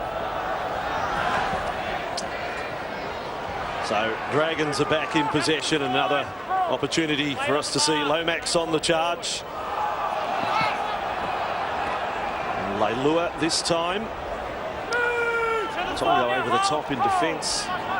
Dragons 10 metres inside their own half. All these young forwards and new forwards to the club in the case of Mitch Allgood getting a run in this second half. Just seeing what depth they've got in the pack. Hunt places that kick. And Shaw across to it. Little ugly the bounce, but no damage done. And Hull FC start a set 15 out from their own line. He just called his name there, Hunt. It's 63 minutes in. You think he can take him off, but it looks like he might stay out there a little bit longer now. And again with Shaw, the way he sizes up defence, you always think he's a chance of making a break, of beating a man. He comes square at them. Well, it's only a trial, Danny, but it's a good challenge now for the halfback, isn't it? Yep. If he's left on the field now at 18 all, let's see if... Get your team home. You can get a win for the Dragons. Nice front-on shot there by Widdop, joined by Leilua. Put an end to Bowden's run there, 5 short of halfway. Kelly directs his kick back to centre field, but again, Dufty well positioned. Hard to find fault with the young fullbacks game tonight. And he rips it back up towards Chumavave there. It's a good little arm wrestle at the moment.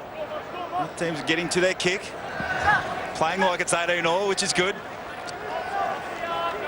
Game's in the balance. Ewan Aitken with that run, the Scottish international for the Dragons. Dragons 10 inside their own half, and they get a penalty after that Nightingale hit up. That's the last thing the Hull FC team needed. Now the Dragons get on with it quickly, and they'll get a good ball shot here. Bit of possession down in this important 30-20 metre zone for the Dragons. So it is 4 tries to 3. And they got the leg pull there. It was Dean Hadley who was pinged for Hull FC. Oh, that's a terrible play. The ball right there. Like he was playing an egg. That's a try. Just think that. That's an important lesson for young Blake Laurie. When you get your chance, got to get up clean, get up quick, and play it slow.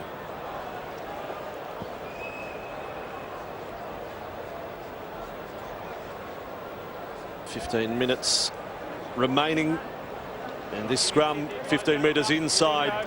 Hold, go. The Hull FC half. Kelly, has he got another big play in him? Back Downs with the ball now. More changes. I can tell you that Liam Watts is back out there for Hull FC, so he's not being given a long rest after he got that earlier try. Now Kelly is off and running. Albert Kelly, scorer of 2 tries in the first half. Well, he's hurt himself there. Big step. There was a 6 up against the opposite number in Gareth Widdop. Widdop did a good job to contain Kelly there, and he's picked up a little injury. Not sure if it's the left knee.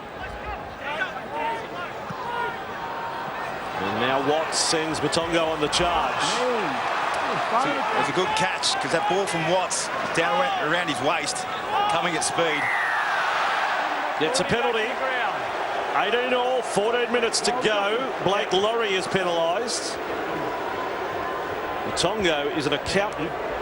Mossy Massoy is an accountant. You know, if they team up, the two of them together, they'd scare the tax office away, wouldn't they? Those 2 big blokes. They're only allowed to do front rowers. That's it. Right, is that it? Because they've got all the money. The front rowers have got all the money, I'll tell you. Motongo and Massoy and partners. So 5 metres away from the Dragons line. Hull FC, can they get themselves back in front and really turn on the party for their fans? Kelly makes a quick recovery and passes for Jordan Lane, but they're going to say it went forward. God, I didn't even see that come out from Albert Kelly. It got squeezed out. Did he pass that, or was it knocked out? It was miraculous if he did. I don't think it did. It just popped out. He did hit the ball at speed. A bit of force. That's the one-on-one duel with Widdop, where he picked up a little bit of an injury, but there was no sign of the injury there. Out the back, and Widdop again. He goes through that tackle. It was Leilua who made the stop, saying he didn't pass that at all. That just flew out, that one. Big raps on the 20-year-old who almost got the try there, Jordan Lane. There's a bit of a try sneak. Almost got one here. Jacob Host with that run. There will be no golden point in this game. A draw will be a draw if that's the way we finish at the end of 80 at 18 all. Some thought that was forward from Hunt. You can say this with the greatest of respect for Ben Hunt. There's a lot of improvement in his game on what we've seen tonight in the first hit out. Dragons fans will expect that.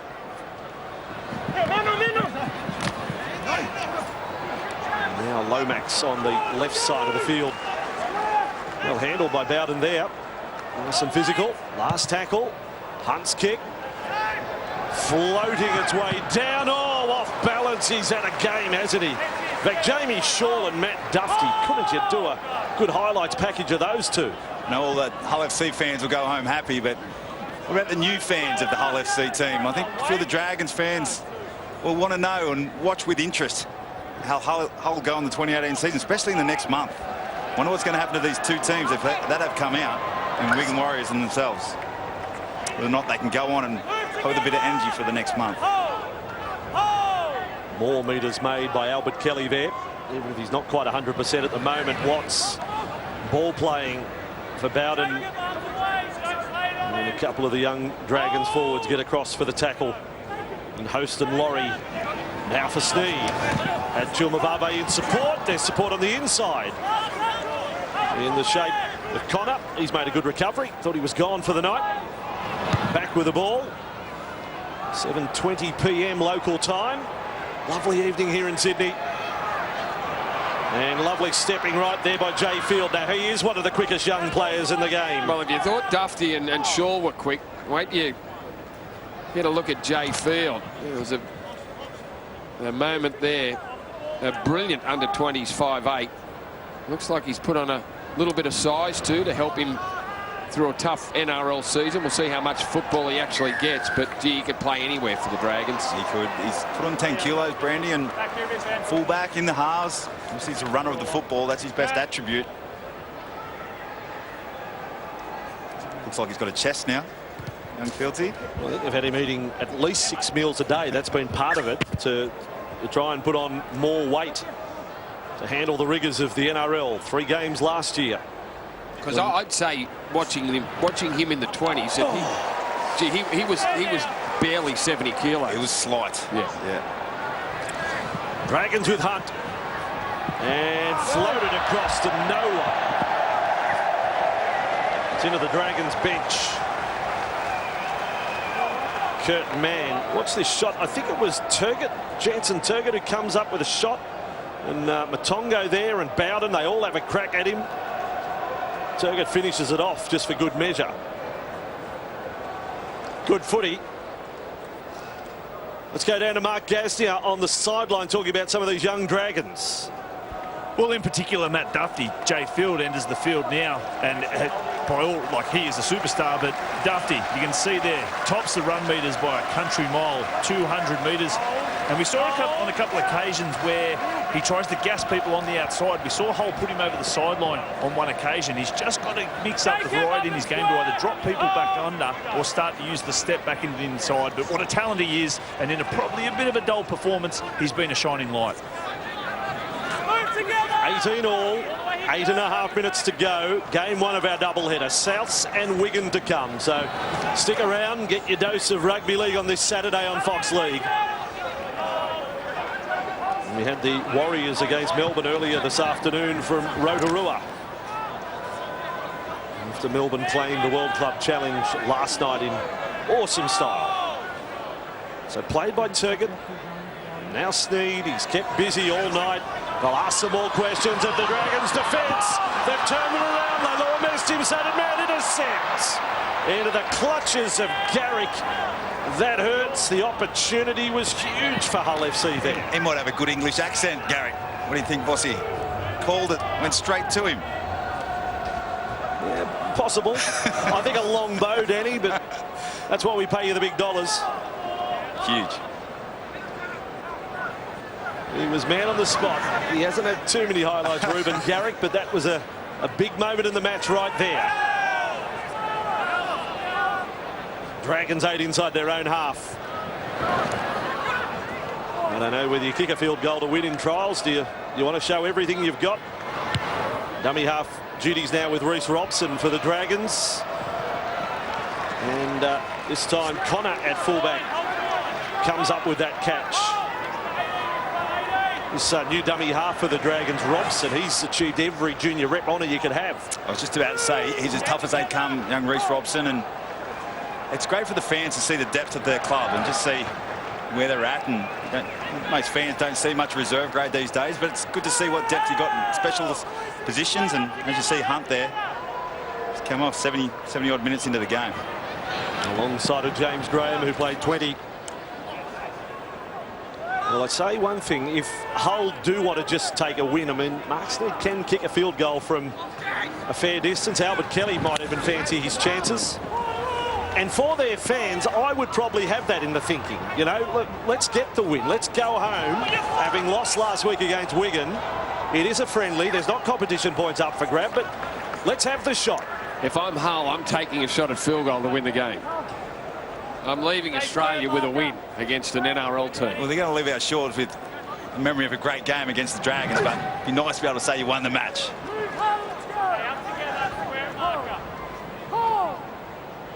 And the Dragons on their 40. Now for Mitch Allgood. 5 metres inside their own half. There doesn't seem to be much more than hit up going on for the Dragons at the moment.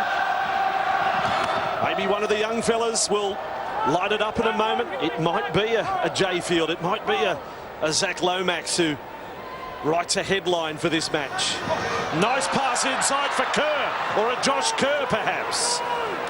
11 from the line last tackle. St George Illawarra at 18 all. And then the pass from Mann. Snatched out of the air there. There was a hand in it from Hull. The tackle count will restart. Big Leilua with the ball. Oh, that's going to hurt Hull FC. A touch on the last tackle. Now defend back-to-back sets with all of this going on. This is a worry. If they clock off, any one of these guys clock off, they've got enough speed there, these guys at the back to get over that white stripe. Kurt Mann. And then it comes nicely on for Jay Field. He's got some serious footwork and a dummy and run. Oh, that was close. Just hanging on, Hull FC. Left side is where the Dragons have scored their second half tries. Man needs go no further. He slides through a gap with 4.5 to go. The Dragons hit the front. Well, they've been game, Hull FC, but it was always going to be a big challenge when they got the 6 to go call. Leilua coming up with the ball after it was fumbled, and one of the Hull FC players got a touch to it. Here it is, Field. Last tackle. Just got his hands to the ball. If you're going to do that, Griffin. If you're going to do that, Brandy, you have to come up with the ball. You're disappointed with that Griffin, and so would Lee Radford and his teammates. Can't put the hand out there. It's always going to be tough to hold them out for 2 sets, and what a valuable player, Brandy, the try scorer, is Kurt Mann. He's a bit of a Mr. Fixer for the Dragons. Well, he played everywhere, Voss. He played a bit of wing, played in the centres, played in the halves. He can do anything, really. He's a talent. And, of course, he went there to fill the #1 spot. He only lasted 2 rounds. And then he was shifted out of there. And it looked like he was going to be, you know, a buy that the Dragons had spent money on and really wasn't going to offer much for them. But he got plenty of use out of him last year, Paul McGregor, and just about did it everywhere. I think it was Shark Park. He learnt so many valuable lessons. He was in his second game of first grade, and he's definitely learned a lot of lessons because he's very confident and capable of playing in many positions at the moment. Gee, he looks... Jay Field with a touch of left to right got the goal. He looks good, doesn't he? Physically, Jay Field.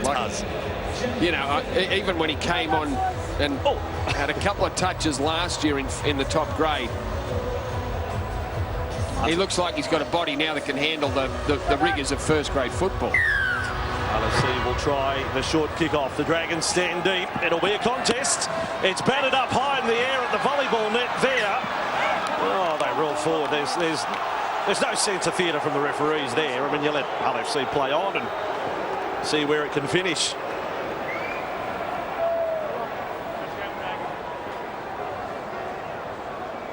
Certainly a high leap. Got up there, Connor.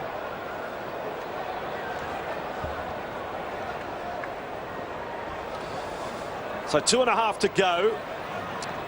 And the Dragons look like they're going to open with a victory. We'll see them next Saturday night in Mudgee, Charity Shield against the Rabbitohs, and we'll get to see them on Thursday night, March 8, in the NRL season opener on Fox League. It'll be a big night for us, hosted by Yvonne Sampson. Ben Hunt's NRL debut then for the Dragons against his former club, among other storylines.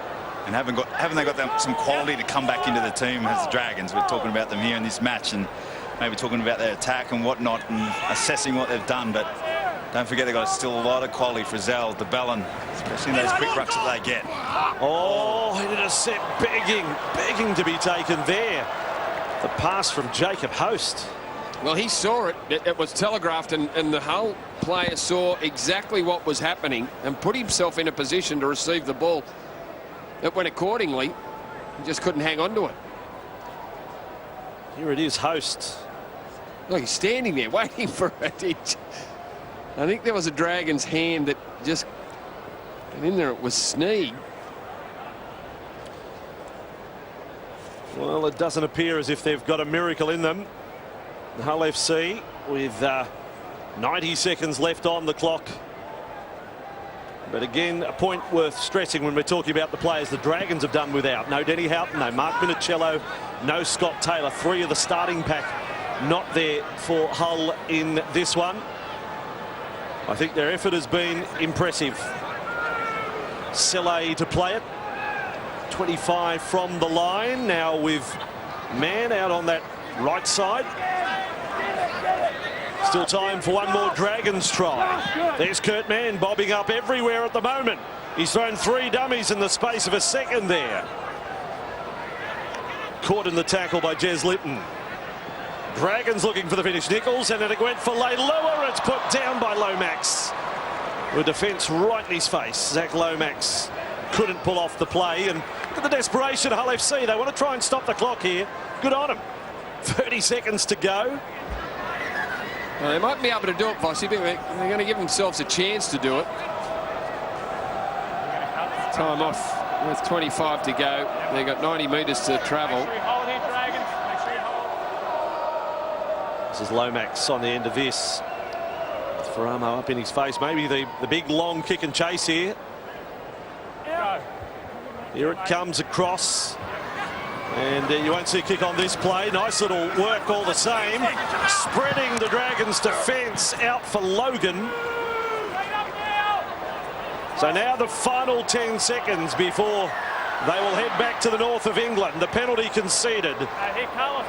Hull FC will have one play. The tap taken by Jumabave. Sneedy's going to kick across field. A screen play out to Faramo. He's with the ball. He has offloaded. It's been knocked on by the Dragons. Well, it certainly looked like a knock on. Play on those the call. And Ruben Garrick. Well, they'll have to check it with a video. I thought he knocked on for sure. No try. How did he miss that? Surely that was a knock-on. Stop. Come back to tackle 1. Not a no try. Please confirm there's a knock-on from St George. Boy, oh boy. Well, if he thought it was a knock-on, just blow it. Pull it up. Stop it there. Stop it there. Done and dusted. We've got a kick there. We can see the chasers are all onside. Well, I don't know whether the chasers onside matters. They're giving it. Oh, I suppose if you want to blow a penalty, but anyway. Ball's caught cleanly. Something tight in there. I love the bunker. Welcome back, Rugby League. I don't know. Well, maybe there wasn't a knock-on. I don't know. It looked like there was. There it is. Well, what's that? What's that, a ham sandwich? Yeah, so we've got a knock on Dragons there. How did we let play go on after that? There it is. That's all we need, mate. We've got a knock on there. He knocked it on twice. He's hit it forward twice. Oh, well. And the kid then runs away. Welcome to first grade. I think he's a fibber. I think Ruben Garlick, good luck to him. You played to the whistle. Yep. So he's done the right thing. Well, I can tell you the players were already shaking hands. Ruben Garrick said, I didn't score. And that is full time. It's been highly entertaining in front of a good-spirited crowd. The Dragons have opened their 2018 campaign, scoring 5 tries to 3 and winning against Hull FC by 24 points to 18. Let's go down to Lara Pitt. see Gareth Widdop, the Dragons captain, joins me now. A real contest there in the end, Gareth. I guess, how do you rate the team's performance in their first hit out of the year? Yeah, it was a little bit scrappy. Look, they're a good side. Obviously, our first out, we need to be a lot better than we were, but it's the first trial under our belt now playing together, so certainly go away from that, take a lot of learnings and be better for it next week. All eyes on your new half partner, Ben Hunt. Just give us some insight. What was it like having him out there? How did it feel? Yeah, look, obviously he's a class player, and we brought him here for a reason, and to control the game, and great kicking game. He had some good kicks tonight, and I suppose just free me up a little bit and just roam around the field, which it's going to take a little bit of time, but I'm certainly enjoyed playing alongside him. Just the trial, but next week the Charity Shield. I guess between now and then, what would you like to see improve? Yeah, look, I think defensively, I think we've based our game on that for a number of years, and tonight was pretty poor. We've done a lot of hard work throughout pre-season to make sure we get that right. So I think the coach will be a bit unhappy on that side of things, but it's still early on. We've still got a lot of improvement in us. As captain, you'd like seeing some of these young guys get a run, and hopefully they'll take a lot out of this. Who did you think stood up? Yeah, definitely. We had a fair few obviously come through the under-20 system, and it's great to see them playing today. And I thought they were really good, and they're enthusiastic as all young kids are. So it's just healthy competition at the club at the moment. So everyone's fighting for a position, and they'll be better for the run again today. All right, you got your right leg on ice. You're going to be all right? Yeah, no, all good. Just let it go. I'm all good. Thanks for your time. All right, we're going to talk over here now to Matt Dufty, the Dragons fullback. Congratulations, Matt. Over 200 metres run today. What did you want to get out of today personally? I just wanted to get out and get the cobwebs out. It's been a long pre-season, and all the boys have been itching to get out there.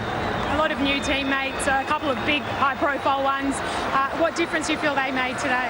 Yeah, definitely, especially James Graham. His first training session at the club, he just led by example, and he does it on the field, and Honey's he's so skillful, so it's great to have them both on the field. Full pre-season now at fullback. What's been your main focus to make sure that when the season proper kicks off, this is going to be your spot for the year? Just been working real closely with Gaz and Benny Hunt just to get that combination down, and just working on the little things, I think, because when I came up last year, it was the little things that made a difference in games. Well done tonight. Good luck next week. Thank you. One of the star performers for the whole club, Liam Watts. What a performance tonight. So close, just the last 5 minutes. What did you make of the game? Yeah, I thought it was a really valiant effort from the boys, obviously backing up from last week. We had a tough defeat against Wigan, and like I said, tonight we're just about coming here and righting a few wrongs, and I thought we did that. We showed glimpses of what we can do, and like I say, it's just backing up now, going back home and playing next week against Castleford. So credit to all the boys, and I'd like to thank St George for putting this game on for us. Special occasion when a front rower scores a try. Nice late right foot step there. Did you enjoy that? Yeah, I don't get to score many, so like I said, it's always nice to go over for one. Like I said, just seen him come off the line a bit crooked, so step back, and then open the legs. And lastly, was it an enjoyable week? Yeah, it's been great. Obviously, we were down in Kiama the first week, and we had a really good session, good week down there, and just come up here and started enjoying the surroundings, and just like to thank everybody at New South Wales for making this happen, and just really grateful, and it's a great opportunity for us to come across and enjoy it. Thank you very much. Oh, well said. You take on the Castleford Tigers next Saturday. Recover well and good luck. Yeah, thank you, mate. Cheers, mate. Yep. Yeah, Castleford away. Next up for Hull FC, a game you can see on Sky Sports. Here's the tale of the tape. A 6-point win in the end for the St George Illawarra Dragons. 5 tries to 3. The goal kicking of Sneed superior to that of Widdop, and that ultimately kept Hull FC in the game till the very end. Guys, it was all on the scoreboard, St George Illawarra in the second half. But maybe Hull will look back at this as a missed opportunity. Yeah, definitely. It was interesting listening to the comments from Liam Watts there too, who just had the ball stolen. Luckily, that was ruled against because McGuinness was offside. But he mentioned the word valiant. They were valiant again. They were valiant. They added a lot more football to their efforts today. Just a couple of little defensive reads out wide caught them out, and they did concede a couple of tries that they wouldn't have been happy with. But That's the first, Tony, of Nenny McDonald's brace. He finished, pretty smartly in the corner on both occasions. Yeah, incredible. Funny, carrying the ball in the wrong hand, you think, and use it to bump off and still manages to get the ball down. Here is one of the real highlights of the game, particularly the second half. It was a brilliant effort from Watts.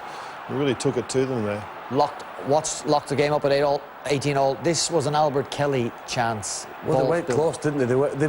They pushed St George. There's a trial gone for the St George guys. I think it was ideal. It pushed them away.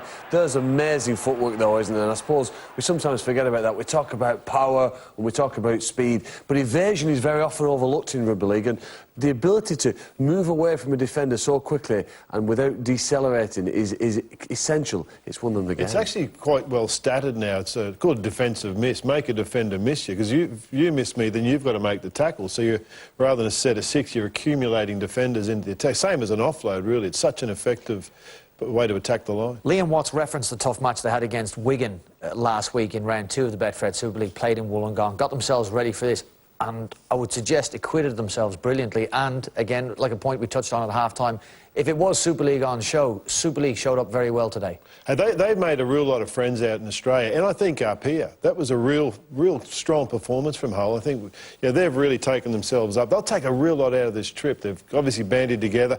Great to see so many young players there. You need depth to get across the season, but their performance was outstanding. Quick word on Sneed and Kelly. You were critical pre-game of Sneed running in, attacking the line. Didn't see much of it? Or no, he pretends to be a threat, Mark Sneed. When he is a threat, he's a genuine threat. He's got to believe in his running game as much as Albert Kelly. When he's that, actually Kelly's gets better, because you've got to worry about Sneed then Kelly. That's the whole point there. He's got to build on that. It's in him. OK, that's game 1. Phil, we're going to leave it there. That's game 1 of the doubleheader done and dusted. Game 2 is on the way. Souths prepare to host the Wigan Warriors. Wigan have named a very strong team. It's a youthful South Sydney side in Anthony Seibold's first game in charge of the club.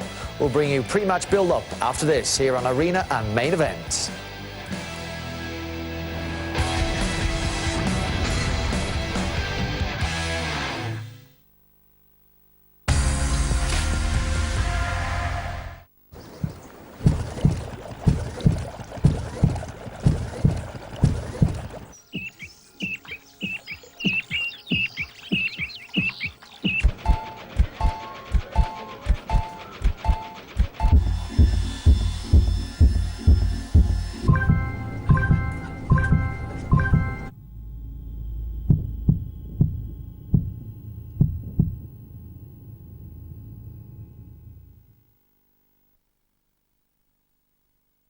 Football to their efforts today. Just a couple of little defensive reads out wide, caught them out, and they did concede a couple of tries that they wouldn't have been happy with.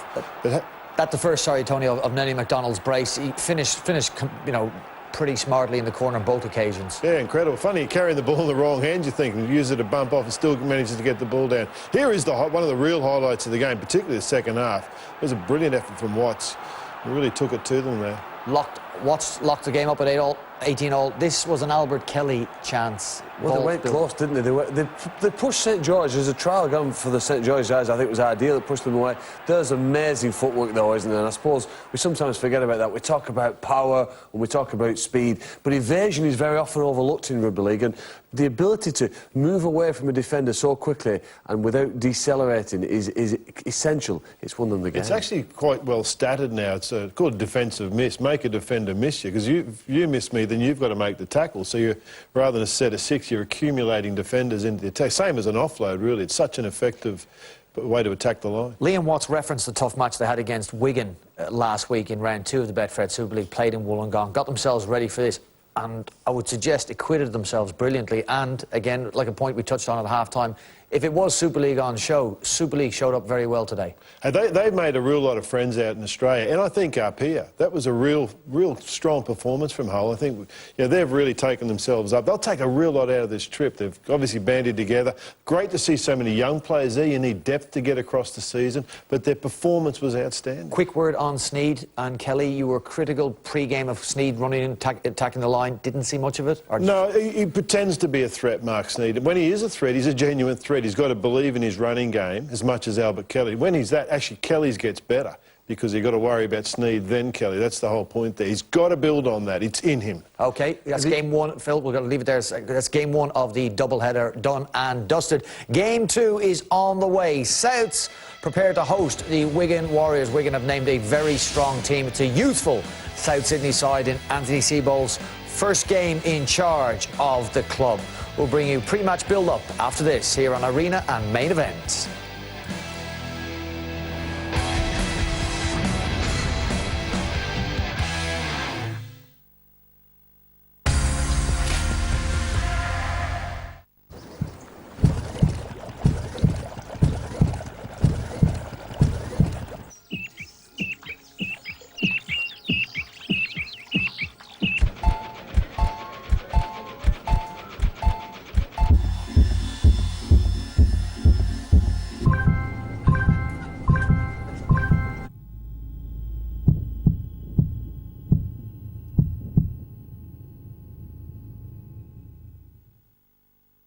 saw something I was not supposed to. They gave me a choice. Die or become a sparrow. You'll be trained to determine the target's weakness and exploit that weakness to extract information. Are we going to become friends? They'll never let you go, no matter what you give them. I know the nature of the men I work for. I'll find a way. This is what we taught you, isn't it? You're right. Red Sparrow in cinemas and IMAX March 1.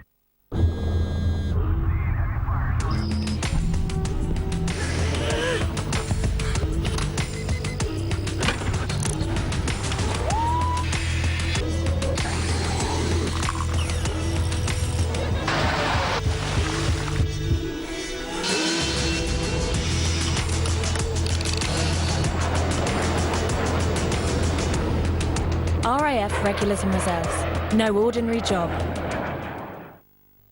Tasmania. A land under, down under. An island off an island. Uncovered places yet to be charted and tastes yet to be spoiled. Tasmania. Not like any Australia you've ever seen. An untold secret where the ordinary is extraordinary. Begging the question, does this island at the bottom of the world really belong on top? Sarah, should we get the bathroom done before we put it on the market? No, it doesn't stack up. You give the tiles a good scrub and it'll look fabulous. Do you think we'll get an offer soon? I'm sure it won't be long. Most people who sell with us get a sale agreed within a couple of months. Sell your home with Tepelo and you'll get expert advice and support at every stage. They've upped the offer by 10k. 15. Not a penny less. Join the thousands of people selling and saving with the experts, Tepelo.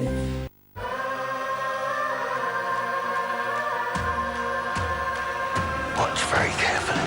Some people still believe magic is real. I want to see for myself. Do you want to bring it here, yeah? I just don't see the point in conflict. Pretend I didn't hear that. I am Rome, and where I war is Rome. No, it's a war. Oops. My theory is that you're a bad man pretending to be an idiot, whereas she thinks you're merely an idiot.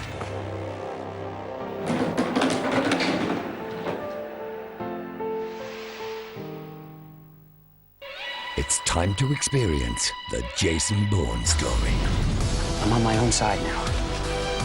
There's always an objective, always a target. That's Jason Bourne. I remember. Follow Matt Damon from the beginning to the end.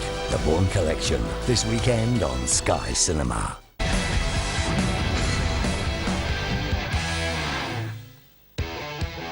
Well, if you just joined us, you will have missed a very entertaining International Club Rugby League match. St George Illawarra Dragons running out winners in the end, 24 points to 18 against Hull FC. Hull, great performance by them.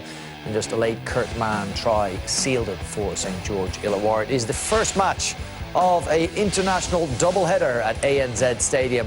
Coming up next, we have South Sydney taking on the Wigan Warriors. Right, a run through both of sides. Plenty of experience in the South Sydney side and a great mix of youth as well. As a grand final winner in Alex Johnston at fullback, and plenty will be made of the all-Lebanese half-back partnership. Adam Dewey, what a World Cup he had. He's alongside Robbie Farr. 16 seasons in the NRL for Farr. There is no Sam Burgess, but Tom will play in the front row alongside Mark Nichols and the dynamic Damien Cook. The back row of size and skill for Anthony Seibold. And on the bench for South Sydney, keep an eye on young Connor Tracy, number 14. He was the Australian schoolboy, number 7. He's had 3 ACL operations in the last 3 years. 20 minutes for North Sydney last week. Expected to play big minutes today. It'll be great to see that young man push closer to an NRL debut. Now, Wigan have made just one change from the side that beat Hull FC in round 2 of the Betfred Super League last week in Wollongong. That is the introduction of Joe Burgess on the wing in place of Liam Marshall. George Williams and Sam Powell, of course, his preferred half-back partnership to start the season. There will be rotation, however, with Tompkins moving into the halves, we expect. Same starting pack that took on Hull FC. That means Sean O'Loughlin will be captain again. He made his return against the Black and Whites.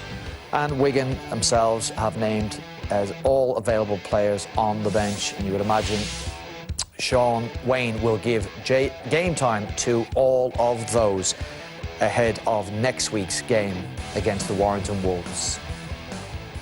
Right, let's get into game 2. Much has been made of the appointment of Anthony Seibold, the new coach at South Sydney Rabbitohs, replacing former Wigan Warriors coach Michael Maguire. Maguire seemed to have run out of time despite the grand final win. Anthony Seibold is a man you've had a relationship with, Tony, when you coached him. If I had told you back then he would become one day the South Sydney head coach, what would you have said? No, I wouldn't have picked that one. I think, and also not long after he retired, had a career at Hull KR and went down as a football manager at the South Wales Crusaders, you know, so that was interesting to see that he's now gone on and done this. But he's had a terrific pedigree coming through. Coached the 20s at Melbourne, went on to be assistant coach at Melbourne, went up to Manly, assistant coach, gone to South there. And he's obviously, there's Dave Ferner in front of us too, former Wigan player coaching against, he's the assistant coach. He's got young Willie Peters there as well, you can see in the blue shirt, former Wigan player. So, I mean, there's a big Wigan connection here, Phil. Yeah, there is that, and I think they'll be certainly motivated. I think both clubs have put a lot of effort into promoting this fixture. It's not just a friendly match for South Sydney, it's something that has real intent, and I think we'll see that in this contest, much as we did in the first game. They're facing a very strong Wigan side. I mean, particularly in the pack. It's a relatively young South Sydney team, Tony, and they're going to face the gristle of the Super League side. Yeah, this time Wigan are favourites. Wigan should really get out and do a terrific job inside of this one. A young East South Sydney side, which actually poses its own problems, because they will be very enthusiastic.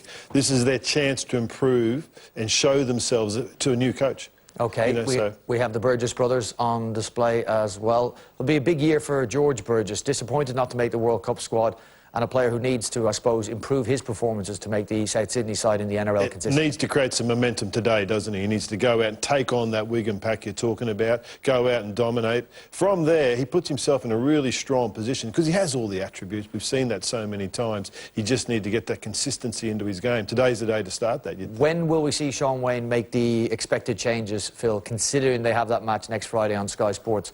I'd like to hope we can get to the half-time break with both sides playing relatively the numbers that start with the field. I mean, that Wigan's back row were outstanding last week. Tompkins, Farrell and O'Loughlin had lots of passes. Wigan were great to watch in that first half, and I hope that style of rugby continues because it was entertaining and successful for them. Do Wigan need to get a result in this match to make this trip overall a success, or, I mean, was the 2 competition points the tick in the box that they needed? Oh, no, I think they need to win this game and win it well. With the side that South Sydney have put out and the team that Wigan have, Wigan, as Tony says, are favourites and should win. They want to continue the momentum. Started the season well back in the UK, picked up the win over Hull and played very well in Wollongong in the first half. If they can continue that and play well for 80 minutes here, I'm sure they'll see it as a success on the field. Obviously, both teams, Wigan and Hull, are investing in youth. They're taking young players there to give them the experience and hope that over the long term, either later this year or in future years, it will have its reward. If and when he comes on the field, Conor Tracy, I mentioned him in reading out the substitutes, 3 ACL operations in 3 years. Greg Inglis has said that he has now gone and looked at Conor Tracy for inspiration in recovering from injuries. Because the whole club is watching